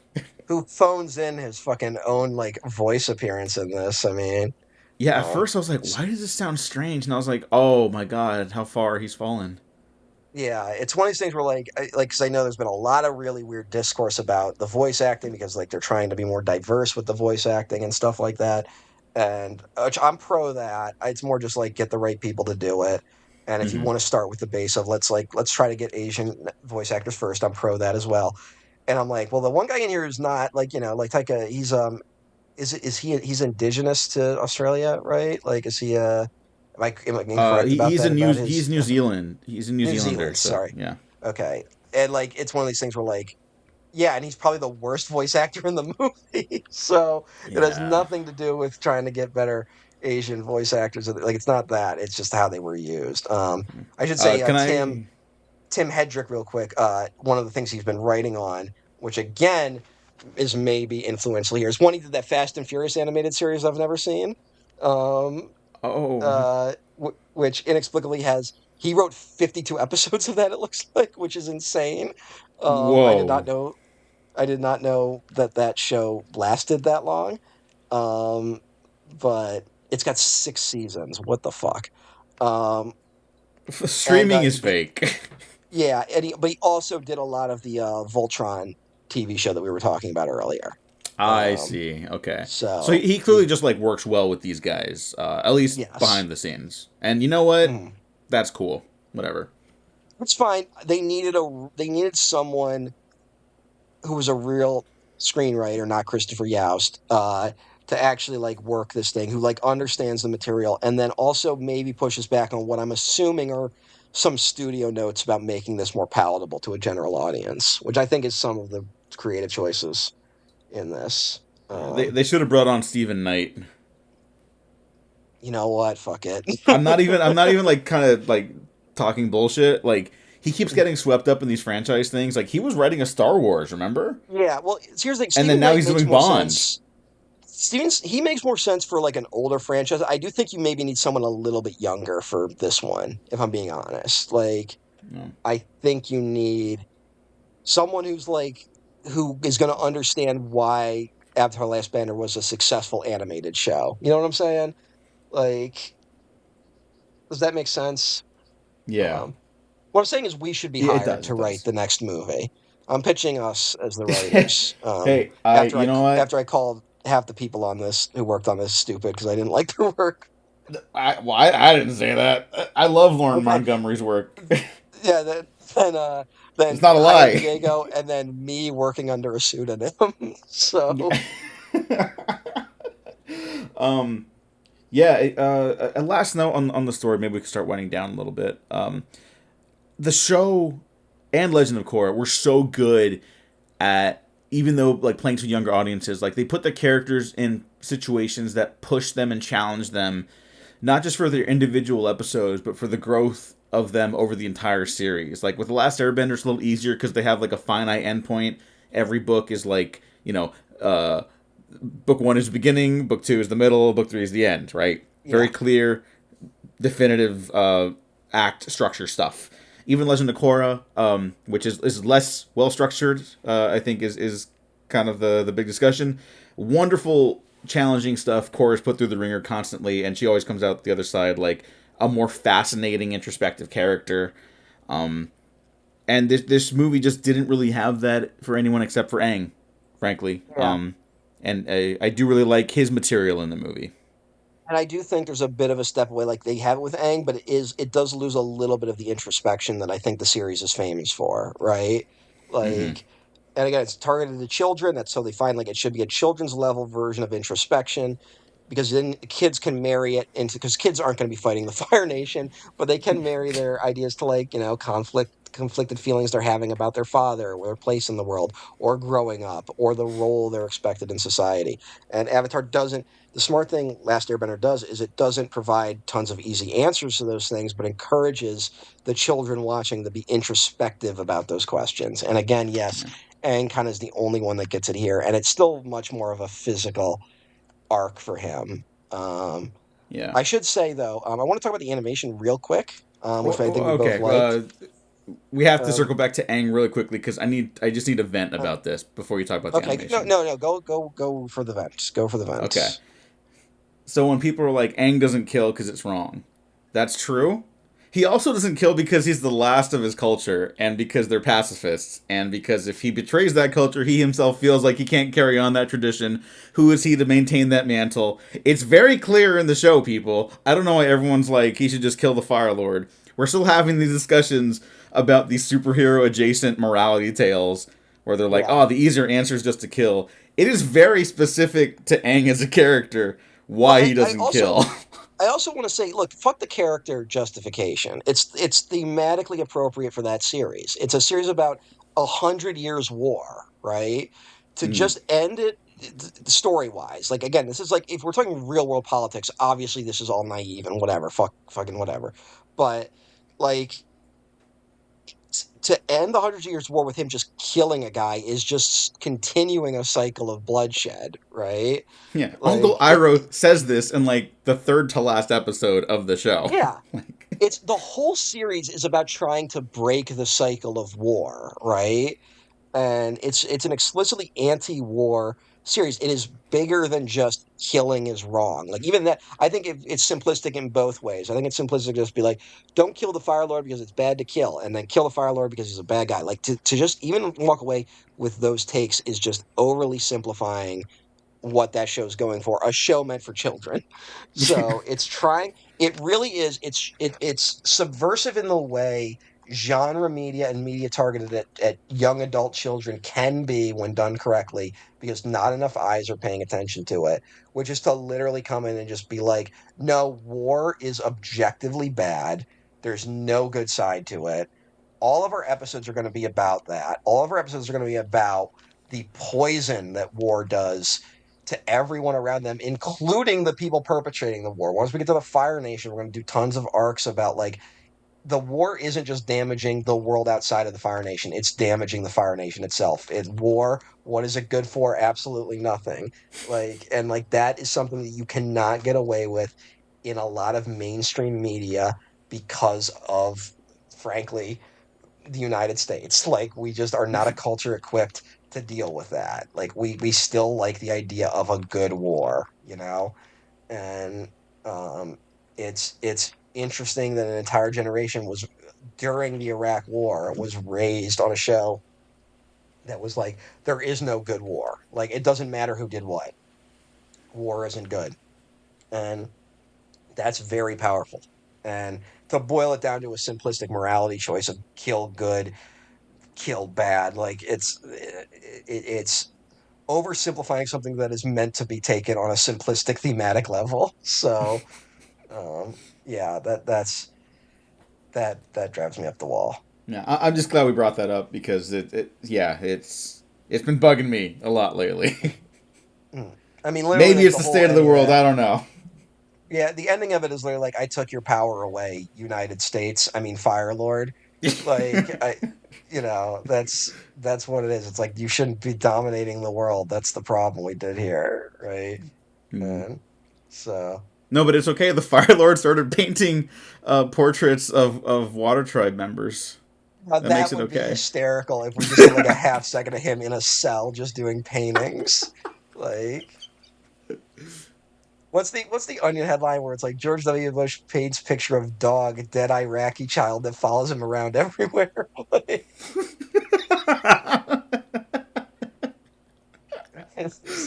yeah, That's fucked I up. mean, He's going to you hell. know, yeah, he is. Thankfully, all these guys Yeah, are. So, yeah. And but wherever Mitch and McConnell is. Mitch McConnell's like, he's doing his spirit realm journey right now, and the spirits are like, dude, everything you did was wrong. You have like a 30-second window to like make it better before you die, and he's like, yeah, but what if I take more healthcare away from people? Like, the spirits just cannot get through to this guy. Like, Or what's that bit from the end of The Boys when Starlight's like, you have to take responsibility for your own actions and own up what a piece of shit you are, and the Deep's like, no. yeah, it's basically that. So. Mitch McConnell's Oh, like, I sacrificed Lindsey Graham for like a little bit longer, please. I'll give you anyone you want. Trump already gave Uh, us Charlie Kirk. Anyway, yeah, but so the hey, animation. the animation. So like, this is something I just don't know how new it is. Where it feels like there's a physical camera now in the animation space, right? Like there's like a handheld feeling to everything, Hmm. which is unique. I had mixed feelings about it. I think it works most of the time. I'm not sure if it works for every scene. Um, But it's interesting that we're trying to make animation look more like live action, I guess. Uh, um, as someone who's thought it worked really well here, I'm also conflicted about that philosophically, right? Hmm. Like, I don't know if that's what we should be aiming for, but we are in this era where like animation and live action might as well be the same in the CGI slop fest we get. So why not meld the two at this point? Um,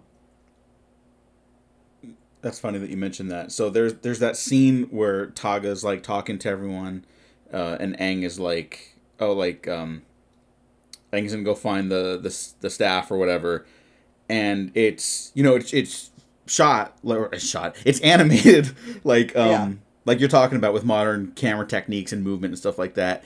And there's several other scenes like I thought of this where like I could imagine the original 2D animation from that original series.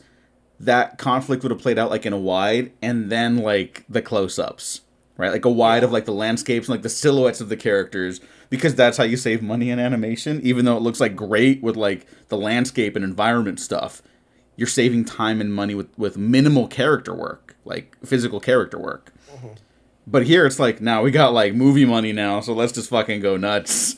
And that's not a bad thing. It's just something I thought of while watching the movie. Yeah.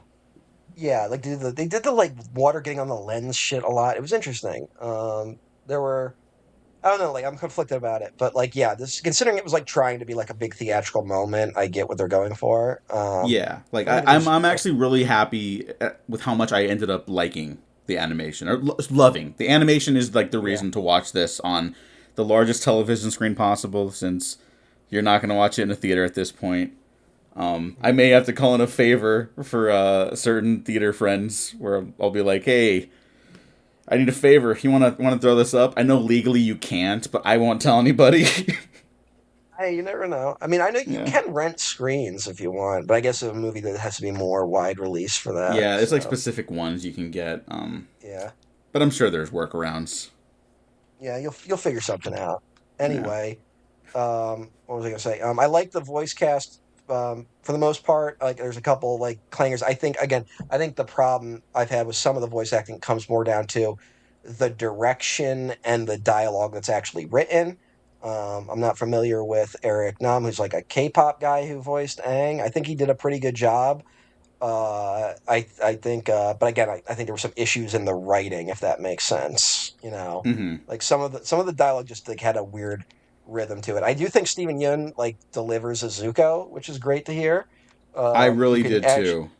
like you can tell he's doing like a Zuko, like this is like he's keeping some of Dante Bosco's inflictions, but is like I'm now more matured, which is like the smart thing to do. Same with the guy who voiced Sokka, who like seems to know the exact right moments to have his voice crack like Sokka did, He right? is so Like much better than the dialogue he gets for Sokka. Like, I yes. thought he was really strong. Mm. Unfortunately, Katara again is probably the one that gets like the shortest end of the stick, but I think it's the writing, Hmm. um, and but for those, and also Dave Bautista just like fucking guy like just racking up filmography points, like just being the best stuff in stuff that sucks, like just working with great directors, ending up in great franchises. I mean, you know, it's like this is a guy he's got fucking Marvel, he's got fucking Dune, he's got Avatar: Last Airbender. He's in the Naked Gun movie. He's in He was Glass in a Onion. Ryan Like, Johnson movie. yeah, that's what I was going for. He just is in that. Like, just a guy who he's in fucking Blade Runner. Like, just a guy who has now like turned into one of those guys where like, yes, he's a wrestler. There is a limit to his range, but he knows how to execute that range so fucking well, and is allegedly going to be the fucking Kurgan in the Chad Stahelski fucking Highlander movie. So, and just a great choice for that role, frankly. That movie is definitely happening, right? Are they filming it yet? Yes, their Yeah, principal photography they've been began in filming it. January. I don't think All it's right. wrapped yet. Okay, good. I just want like it was one of those where like it felt like for a minute it wasn't there, it wasn't happening. It took Russell for Crowe fucking as ever. Ram- Russell Crowe as Ramirez is fucking hysterical, and I'm so glad that's what they're doing. I hope Russell Crowe showed up overweight and underprepared for the role. I cannot wait to see what that looks like. Um, so that could be that movie could rule. I know. Unfortunately, it's I'm being done so by. excited for that movie that I'm Mm. overlooking the fact that Henry Cavill is starring. Yeah, Cavill. Look, there's enough plausible deniability with Cavill for the time being in terms of what kind of guy he is. Yeah. Well, I just think like I gave him a shot for so long that I was really hoping for like something to really like showcase his strength as an actor, and at this point, I just don't think he's very interesting. You know what? No, look, I'll give him this. I know that it got weird, like that. This whole thing. He is good in the first season of The Witcher, like that. He is good on that show. Now that obviously has turned into this whole thing, but I do think he's good in that. And people like that. Enola Holmes. I've never watched any of it, even though that it's one of the few more Netflix things that like they seem to keep making. Yeah. No, look, I won't deny that I've liked him in some stuff too. I like him in Man from Uncle. I think he's fun in Mission Impossible Fallout because he's just like Oh a brute yeah. asshole. Mm. Um, and then he has a presence in Batman vs Superman and Justice League. And Yeah, then he's he has a like presence. That's what I yeah, got. yeah, he's physically good, not great as Clark Kent. So Yeah. like, oh, they're doing a Voltron Oh fuck! Oh my God, we're dead. He's in the Voltron movie. Oh, we're just dead. Yes, we're dead. Like it's gonna kill us all. Yeah. Like we're getting a Voltron movie right after fucking Masters of the Universe bombs Isn't that hysterical? from from the director of Red Notice. So you know it's gonna be great. Wow. Yeah. You sure they want to do that? Well, I'm just really glad that actors with cachet have been like really teaming up with great filmmakers, right? Like Hmm. we've just been seeing that everywhere. Like Like Ryan Ghost Gosling and Rider, Sean Levy. Ryan, yeah, like Sean Levy. They're gonna be Ghost Rider, and they're gonna do a fucking Star Wars. Yeah, they're going to be Star Wars and Ghost Rider together. Yeah, It's so great.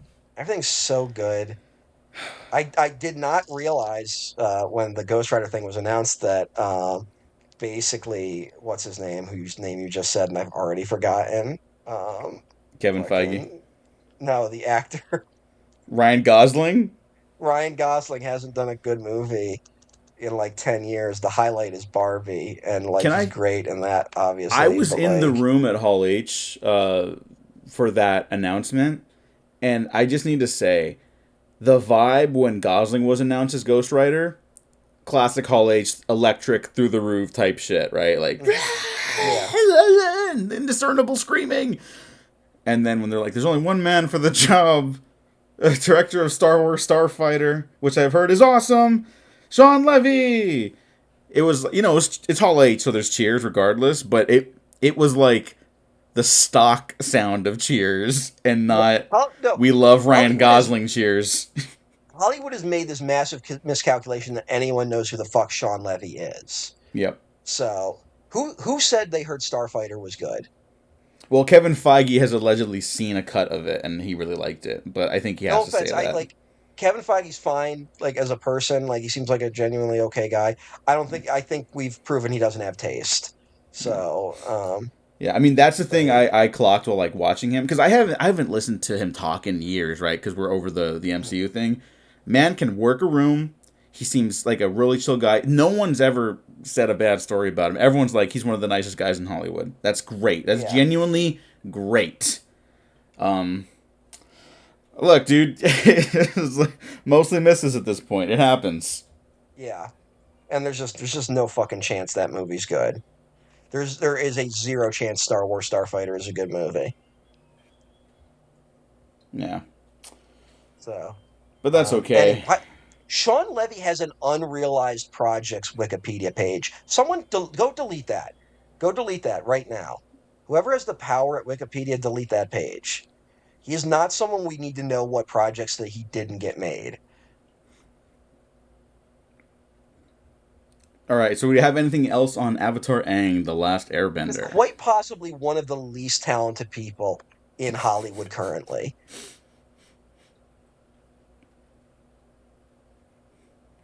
I Also, I like the don't like looking at scene him.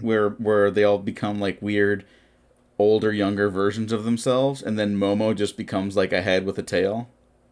That was interesting. That felt like a kind of fan servicing moment to be like, let's bring in the things you know. But Yeah, and it's like a whatever. baby Toph who's still like punching, which is that got Yeah. me. That was very funny. And then old Toph they Zuko and characterized Katara from well, but Korra.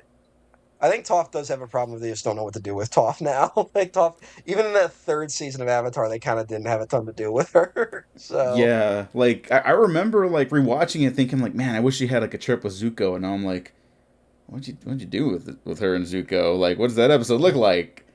yeah, I do like that they've just embraced like Toph's kind of the dirt bag of the group. Yeah, Like it fucking that's rolls. that's what's good. She's the So last Boy Scout, you know? 100%, that's the movie you do. It's her Yeah. and Zuko teaming up to do the plot of the Last Boy Scout to stop sports gambling from happening in Republic City.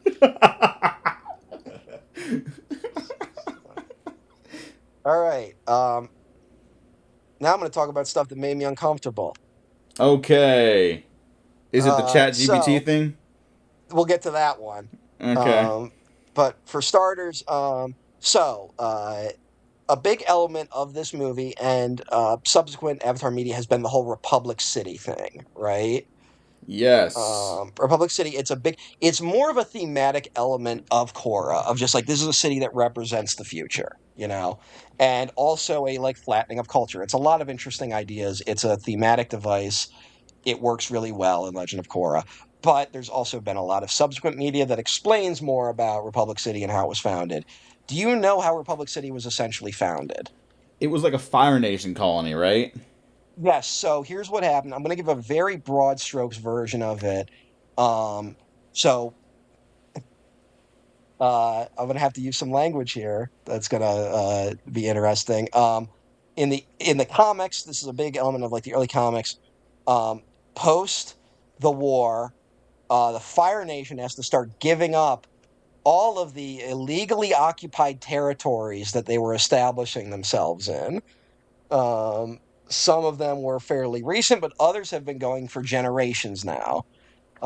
And the location that ends up being Republic City is a location where they're like, hey, we've been here for almost 100 years now, and like we have like roots here now. Like the people that live here now were not the people that founded it. They live here. This is, for all intents and purposes, their city. And also a lot of them are like people who are like, hey, I'm Fire Nation. We're Earthbenders. We actually ended up marrying because we've been here so long. So like now, like we can't just give it back to the Earth Nation because we'll be Uh-oh. dividing families, right? Oh no. Uh, so it turns into an issue of like, well, whose land is it really? No. Um, and Republic City, just it has to be located like near a sea. I don't know what that's about. No. But uh, Aang goes with the two-state solution, four-state solution, I guess, and just declares Republic City basically like its own independent territory that is shared by the people, right? Everyone has a certain level of autonomy. Um, that might be a little too naive for the real world, but hey, it's maybe better than what would normally happen. So, uh, so that's like the basis for Republic City, which has now aged insanely weirdly, um, just because we maybe weren't paying attention to a certain conflict as much 10 years ago. Um, Oh no. cut to this movie, um, where there's a huge part of it is about Republic City, and we're introduced to the characters of the Denied, which are a radical terrorist group which are treated with the idea of they have legitimate grievances, but they should not be going about it in a violent way. Oh Um, no.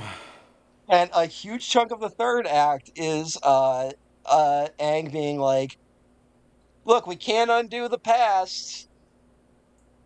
This is too like it's a long. If we hold on to this anger, we're not going to solve anything." So, again, Aang falls on the two-state solution, which no one is currently trying to do in any real-world comparison. But it's interesting that this is the movie that came out from the Paramount Plus Corporation Oh my god. in 2026. Um, so, Yeah, that's weird. That's uh, there's a and good again, when chance you that is just an accident, but there's it's a the good kind of chance accident you can't let slide right now. it's a yes, it's a good chance that it's just an accident, but it also explains the Denied because otherwise there are such non-entities in this story. Like I said, the only other reason I can think of them being here is to sand off the edges of Aang a little bit. But it does feel like a studio note of being like, we need radical terrorist villains. Like, And this is a criticism that was thrown at Legend of Korra like repeatedly, and I yeah, would argue like rightfully so. But I think that show succeeded where this movie didn't really. Where yeah, every conflict that was brought up led to new solutions and new problems and new status quos in the immediate subsequent seasons. The Equalists brought about a non-bending president for the rest of the series, and that character and that position is relevant to every season of the show thereafter. Opening of the spirit world, whatever, like that leads into the next season.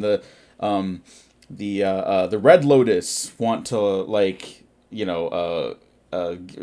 get rid of the Avatar, and it's like, well, now the Avatar is gone, and like the world is in a different space, and the anarchism, which is maybe not true anarchism in terms of the show and in real life, and the parallels maybe don't line up perfectly. That leads into the rise of a new fascist state with the Earth Nation lady, Kuvira. I like that character actually. Very yeah, underrated I do character. too.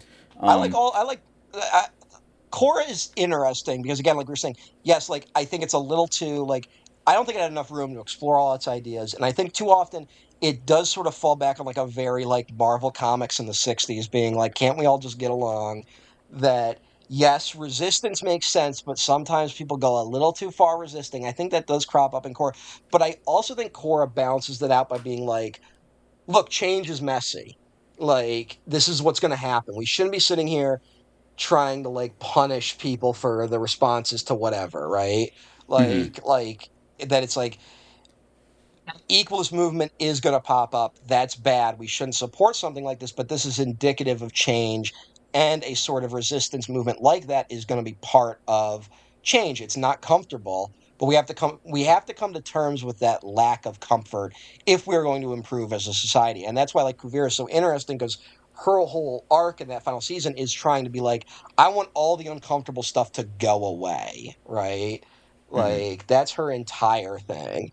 And so it's, yeah, like it makes more sense here. It just doesn't work in like a 90-minute movie. And given the context of what's going on in the world right now, like this sort of, it is a little worrying of me being like, what's going to happen in this upcoming show?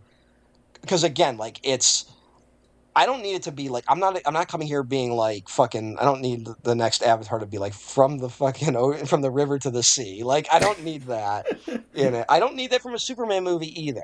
Like it's like these are not things where I'm like, I'm not looking for my cartoons to give me answers to real world problems. But I think Last Airbender, the animated show, was really good at being like, we're going to stick to this theme of anti-war, and and in sticking to it, we're going to kind of expose how much other media doesn't stick to that or is flawed in their exploration of that. And I don't want going forward every series to be something like, oh, there's a radical guy. He's maybe a little justified, but he's too radical, right? Hmm. Like this actually does a fairly good job with the villain, where it's not that he's too radical, it's that he's been so hurt by war that he's turned into this guy. And it is something where like that thematically fits with Avatar: The Last Airbender, the series.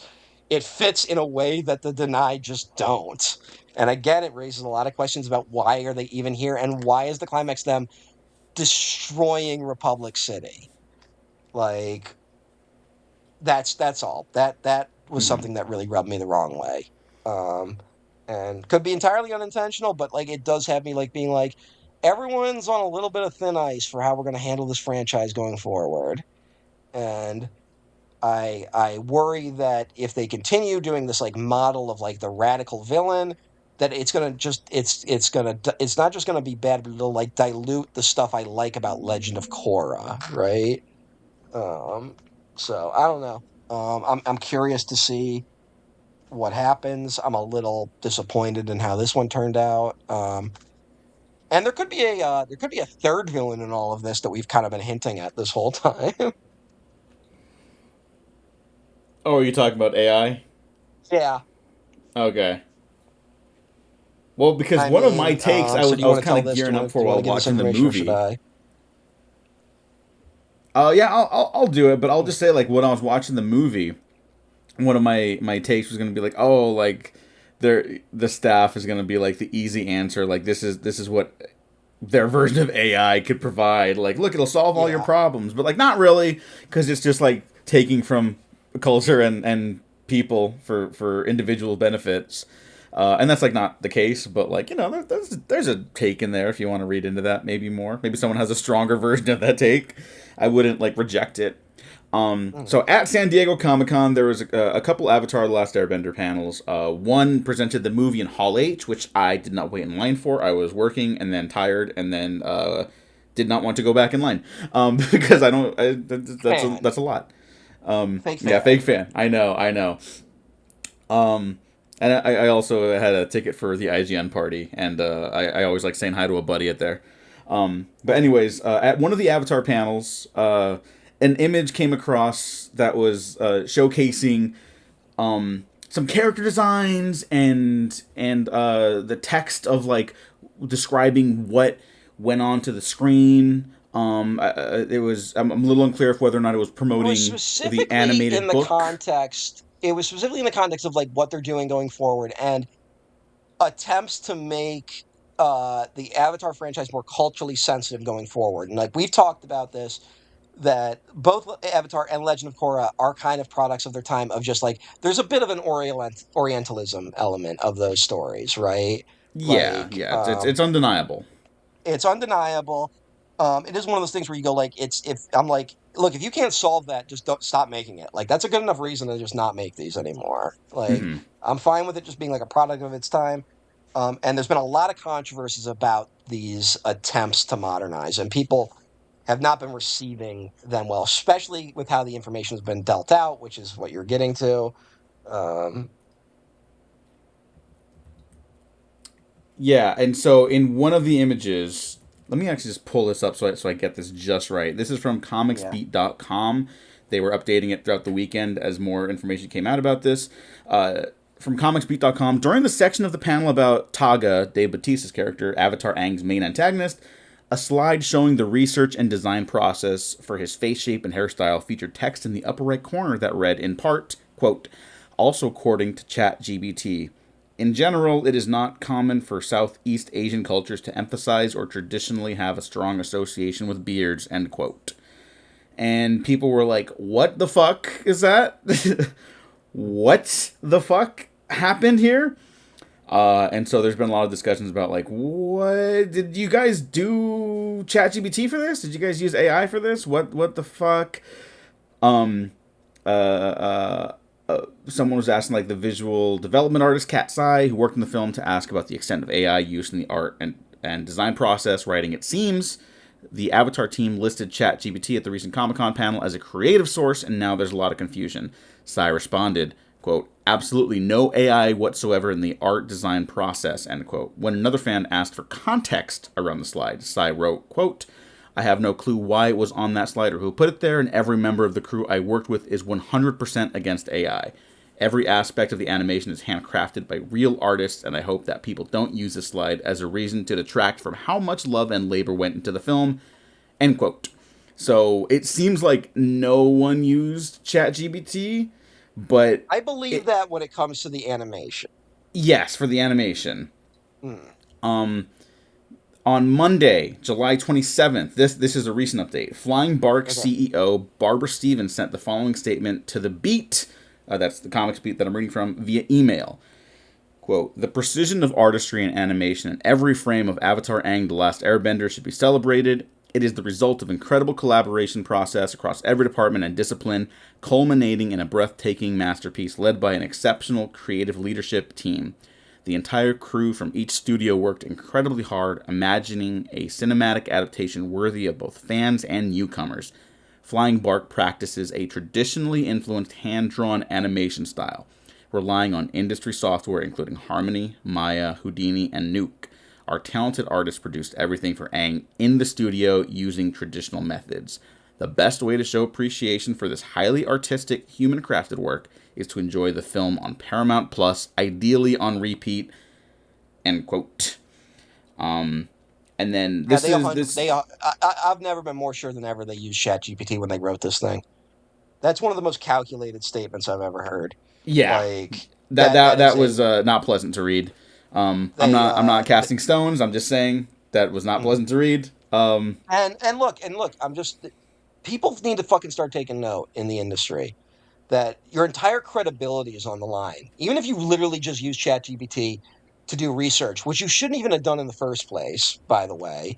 Like, and then for like to use ChatGPT as your source is sort of like using not the link you got from Google as a source, but using Google itself as a source. Like that's about the equivalent, right?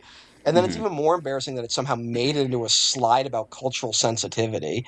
Like just like it's like failure on top of failure. But like your reputations are on the line, dude.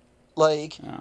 I don't think There people are understand this when they're doing the Chat GPT thing. They're like, well, just using it to like do this, and I'm like, dude, now you've called. I can't trust anything you're doing now. Like, it's yeah. There are two more quotes. One actually is from today, July 30th, time of recording. But okay. I know we're going a little long, but I do think it's important to read these out so we have the full breadth of what has been shared publicly, at least. Mm. Production designer for the film, Jake Panion, posted the following on Instagram in response to a fan comment. Quote, if you're referring to the artist that used ChatGPT according to what was shared at Comic Con, very early on, I guess a character artist tried it for background research. As far as I know, this never happened again. Oh, But mhm. absolutely no artwork on this movie is AI generated. All the art on this show was done by hand. As the AI movement gained momentum, we took a stance and saw ourselves standing against it in the most opposite way possible. Everything in this movie is carefully and aggressively done by talented and amazing human hands. End quote. In a follow-up comment, Panyan continued, "It's not like it was it's not like it was a directed thing. In my opinion, people are allowed to make mistakes and move on with their lives. I'm not a big fan of doxing and crucifying people." End quote. There's one final quote, not from him. Abrams Books, who I believe are the publication for the upcoming Avatar Studios art book for the film, they sent an email saying, "We can confirm that the images and content in question are not tied in any way to Abrams' Avatar Aang, The Last Airbender, the art of the movie by Ramin Zahid, or to any of the other Avatar Aang, The Last Airbender movie tie-in titles published by Abrams." End quote. So, people got egg on their face because someone got You know caught what using I'm ChatGPT early on. you know what I'm not seeing in there is how an explanation as to how this ended up in a Comic-Con panel. Uh-huh. Yeah, I mean they're not answering the question, which is just making them look worse. Yeah, I'll link this below because it seems like the most concise version of the events. I'm sure more stuff's gonna come out about this. It sucks a lot. Um, yeah, it's important to note, regardless of how much we like this shit. I will Yeah, say I do don't trust fucking lie. everyone when they say it wasn't used for the animation. I do believe that. It's Mm-hmm. really the writing, and I honestly think like watching the movie, like I could see someone using an AI to outline this movie. It does feel like it hits certain beats so many times. I feel like an AI might have done it. Now, I don't mean it wrote the movie. I just mean it maybe did an outline that they then stuck to. So, but Yeah. um, I've so never personally used one of those generators or whatever the technical term is for Chat GPT. I don't give a shit. But I could imagine, I'm not saying they did it, but I could imagine many big productions just typing in a prompt or whatever, being like, what do fans want to see in this movie? And then, like, highlighting those, even in that process, you know? I've I've heard a few examples of people writing scripts and then using AI to review their scripts, and I could see that if happening here. Mm, Um, that then going add this moment here, do this here, change that. 'Cause some of these just feel nonsensical and inorganic. So yeah. and so get your fucking shit together, people. I mean, like, and someone explain why that panel ended up there. Like, why was that there? Like Hmm. that's what we haven't heard yet. Like, Someone fucking, you know what, I'm gonna say it. Thank you to someone who didn't do their job right and let that shit slide, because otherwise we wouldn't know, and I'd yeah, rather know and then live in ignorance, unfortunately. yeah.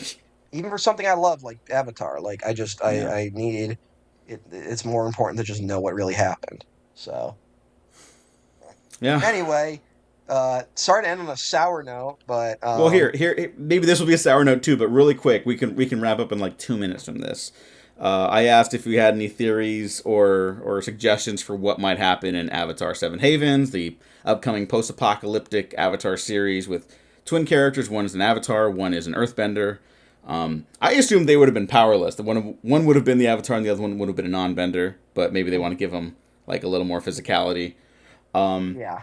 Yeah, Korra's dead, which breaks my heart. I'm not Well, I mean ready for that. that was gonna have to happen no matter what. Like it's just I know, but I'm realizing she's like one of my favorite characters ever in anything. Like yeah. even more so than I initially thought. I'm like, I don't know if I see sad older Asami, like I'm not gonna be okay. Even if the show's Okay. bad and that happens, I'm gonna like have to call people to like get me Look, they through went to the this. spirit world and just fucking got crazy. So like you Yeah, know they'll I have a good mean, fucking life. yeah, So yeah. Maybe and you're right. maybe time doesn't work the same in the spirit world. So maybe they got like 500 years out of life as opposed to 100 or something. But um, anyway, Please. yeah, I'm interested in like well one. So like it's kind of here's what we know. One, it's going to be about twins. One of them is the Avatar. Now, what are the chances that they try something like both of them are actually the Avatar? Very high, I Because think. well one thing I love one if you're a fan and this is like really just like only for fans thing but only fans anyway Oh my uh god. the Kyoshi books are really fun, and one of the elements of it is that Kyoshi was like so stupid strong that they didn't think she was the Avatar at first because she was too strong to do any of the simpler stuff that Earthbenders could do. So there's like a recurring thing of whenever the Avatar is an Earthbender, they're like uber strong, right? To like Hmm. it just being crazy. So I could see something being like these twins actually the only way to both be able to hold the power of the Avatar, they had to be twins, which could be interesting. Um, or it could be the product of, again, we also know that some sort of apocalyptic event happened. Maybe that's why the Avatar was born as twins, if that's what they go with. What do you think Korra was? Do you think Korra was connected to the apocalyptic event? I've thought about this. Yes, Um, I think here's my theory. I don't know that much about the show, but here's my theory. She will have done something to save the world, but it still caused it to break apart, and so people don't understand that what she did actually saved as many lives as possible, and they hmm. just see her as like someone who's brought about devastation. So the Avatar will no longer be like something that brings people hope. It'll be something that brings people fear, despite the Avatar actually still being a That good thing. that makes a lot of sense. I'm also interested in because one of the big elements of Korra was that her connection to all the past lives of the Avatar was severed, right? Hmm. So it's complete. So this new Avatar will only have Korra as a guide, um, which will be interesting to see. Yeah, Uh, especially if they so think she's like a villain at first. yes, yeah, if we entered this world where like people are like we've rejected the Avatar as a concept because Korra was a big part of like has the world moved on, right? Hmm. And the Korra kind of falls on like no, we have not. Like there is a place for Korra, but it's different. And this could be an example of the world actually having moved on. And what happens if like a sort of traditionalism comes back? So it could be very interesting. I'm curious, but there's not a ton out there right now about it. Um, is the Seven Havens something I don't know? Can I say it? It's out there, so it's not like a spoiler. Okay, yeah, They've go ahead, presented say it. this. Um, the Seven Havens are like the seven isolated mega cities that humanity Oh, has found okay, refuge in, and because the world okay, is I in like that. chaos, like the elements and nature are out of balance. I will say this is a smart thing to bring. It is smart to be like no more Earth Kingdom fire. Like it's smart to be like we are not just the Earth Kingdom, Water Kingdom, Air Kingdom. Like it's good to like now we're something different. If you ask me. Hmm. Um, Now, what are the seven? I'm gonna guess it's Republic City.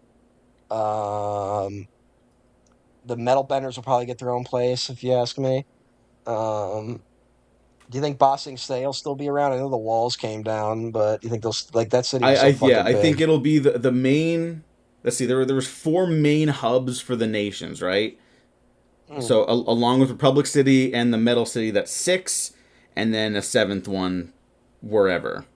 Maybe at like the heart, the ground zero of the devastation that Korra Also, actually when you saved break them it down, from. there's also so the let me break it down again. Where it's like there's the how many air temples are there? There's just the northern and southern, or western and eastern. What are the air temples? I'm Yeah, sorry. I think there's three left, and one was destroyed. Although, actually, we just Okay. forgot the end of the film, which leads into Legend of Korra.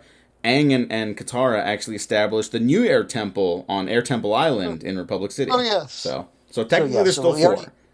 we already got Republic City. I'm guessing you could just combine like I'm just saying, let's just say like you could like because there's also two water kingdoms and there's also swamps. I don't know. All right, we're overthinking it.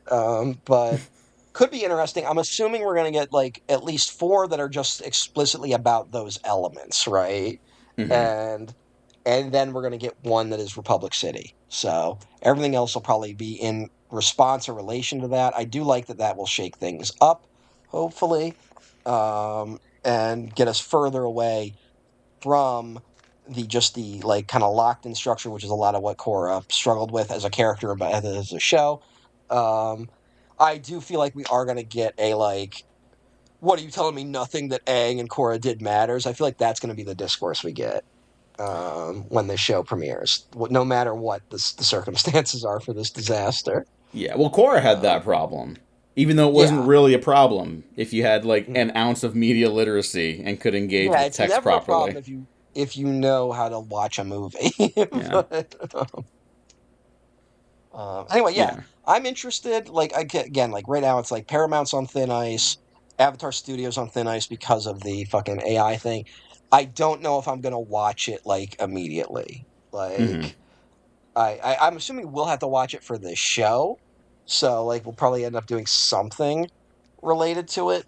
But I'm not. I'm kind of. I have to like hedge my bets on how I'm gonna handle it. Really.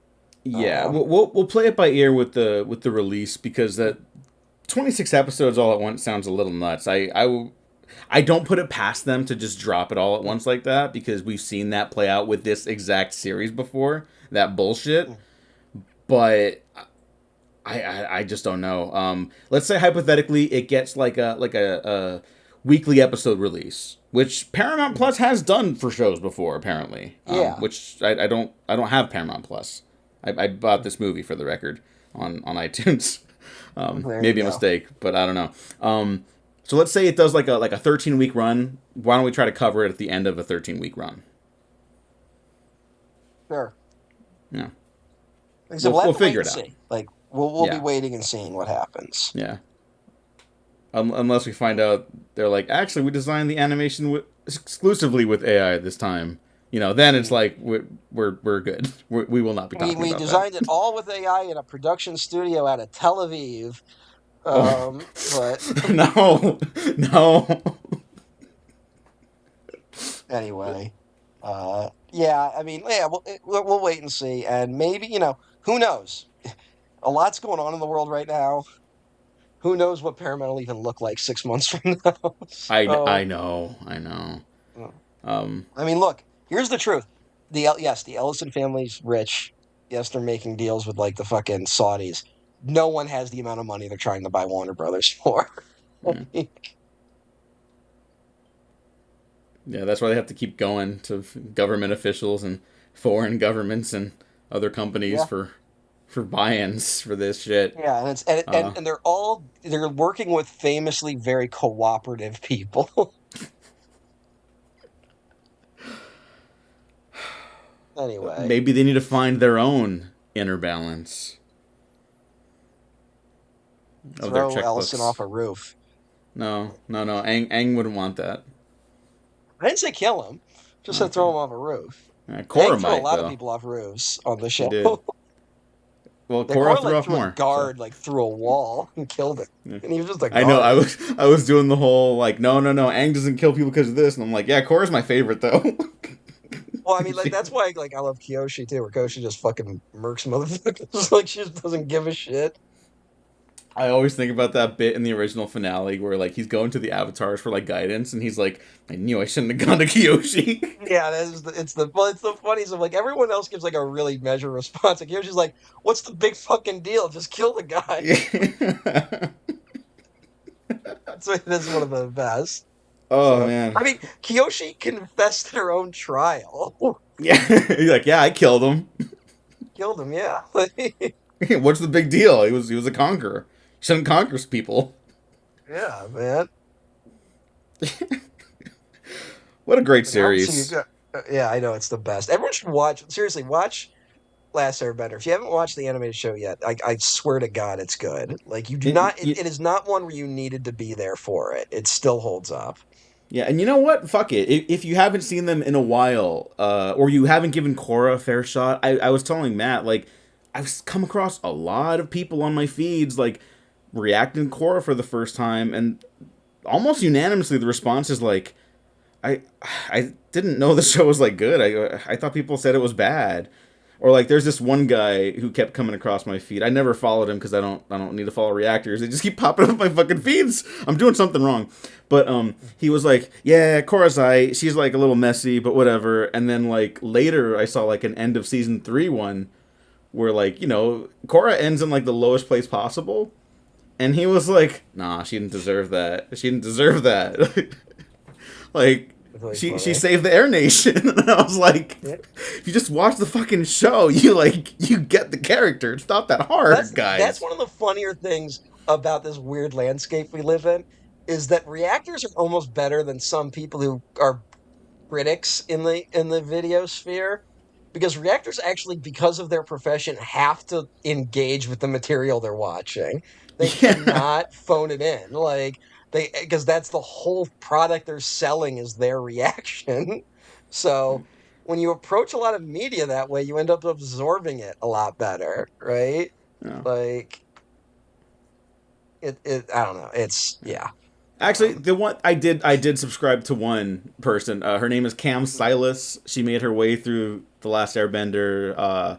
She started season 3 of Korra. I haven't seen all of it because it's a lot. Forgive me, but um, she got, I think she blew up a little bit because she had a reaction to the Tales of Bossing Say episode. And she's like why what talking happens in about, that episode? yeah. She was like, so the animation's a little like I forget what the word she like. It's a little stockier this episode. I can't really, sometimes you notice the mouth movements, and then it's like, "Happy birthday, my son." She's like, "Oh no!" like, Yeah. so I got a big kick out of that, and I will actually be interested to see how she reacts to the rest of Korra, because I think she locked into that show like a lot faster than many other people. So Yeah. there are fans out there. We grow every day. There are. We were there day one. I never had a fucking problem with Korra. Never had a Yeah. problem with Korra. No, we So were right. Everyone else was wrong, and I'm glad more people yeah. are correct now. Also, here's the really important question: does this movie confirm that Zuko is bisexual? Oh yeah, that I mean, right? Like He obviously, gets right? he gets the one moment where he's like, "Yeah, the dude's hot," Yeah, it's all in the I'm bone like, "Whoa," structure. and he's And like, "Yeah, it's not man, like a no it's a homo little, thing. It's like, no, it's in the bone yeah." structure. That's why he's hot. He's not. It's like, as a guy who is famously insecure. Either he's gotten like way more secure in the past 13 years, which is possible, but or he's just like, yeah, I don't know why everyone's upset. What's the big deal, man? oh, Which is interesting because if you know Avatar lore, it was I believe his great grandfather who outlawed gay marriage in the Fire Nation that's right. because they were a traditional militaristic culture. Um, Zuko, my woke king. Also, I Zuko, guess this could well, be the Zuko final note. Zuko kind of fucked up because he didn't bother to change the law while he was in charge. Oh, So you know what? He had a hell of a childhood. I'm gonna let that slide. He's dead now. yeah, So, yeah. It took until the Avatar ended up being gay that people were like, oh wait, maybe we should change that law. yeah. The final thing I guess I forgot to mention. Zutara found dead in a ditch, baby. Get wrecked. Yeah, yeah. Zutara is a disease. It's a plague. It's Look, not, but I'm not against shipping. I've kind of become pro like certain oh, I don't want to say pro shippers. I know that's a whole thing. I don't even know what it means. But I know that's a term people get upset at online. But like in like the wake of like media becoming like more sexless and like also lacking any daring, I'm like, you know what? Like give the Raylos what they want for the next Star Wars movie. Like just do it. I don't care anymore. There would be a choice at least. yeah, fuck it. Well, that's Avatar Aang, The Last Airbender. Matt, thanks for joining me today. Blue Sky, Happy to be right? here. What? Blue Sky, Would you? right? You're on there. Yes, I'm on Blue Sky at Emperor TN. My Twitter account got deleted somehow. Um, I don't The know why. Deniers.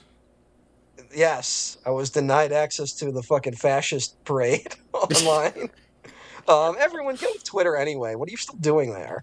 Um, it's bad for you. It is. Uh, It is still getting me work, unfortunately, which is a well shame. then, fucking go on disability, motherfucker. I don't No. give a shit. Like, get the fuck out. Get the fuck out of there. Everyone, get the fuck out of Twitter. Blue Sky's fine. Nothing happens on it. Especially get off of fucking TikTok. I don't want to hear about anyone on TikTok. Yeah, I was supposed to do a Um, TikTok dance for this video. oh yeah, fuck everyone. Um, Thanks everyone for listening. Thanks for watching. Like and subscribe. Links down to everything. And you know what? The Avatar retrospectives as well down below. We have been professionally unprofessional.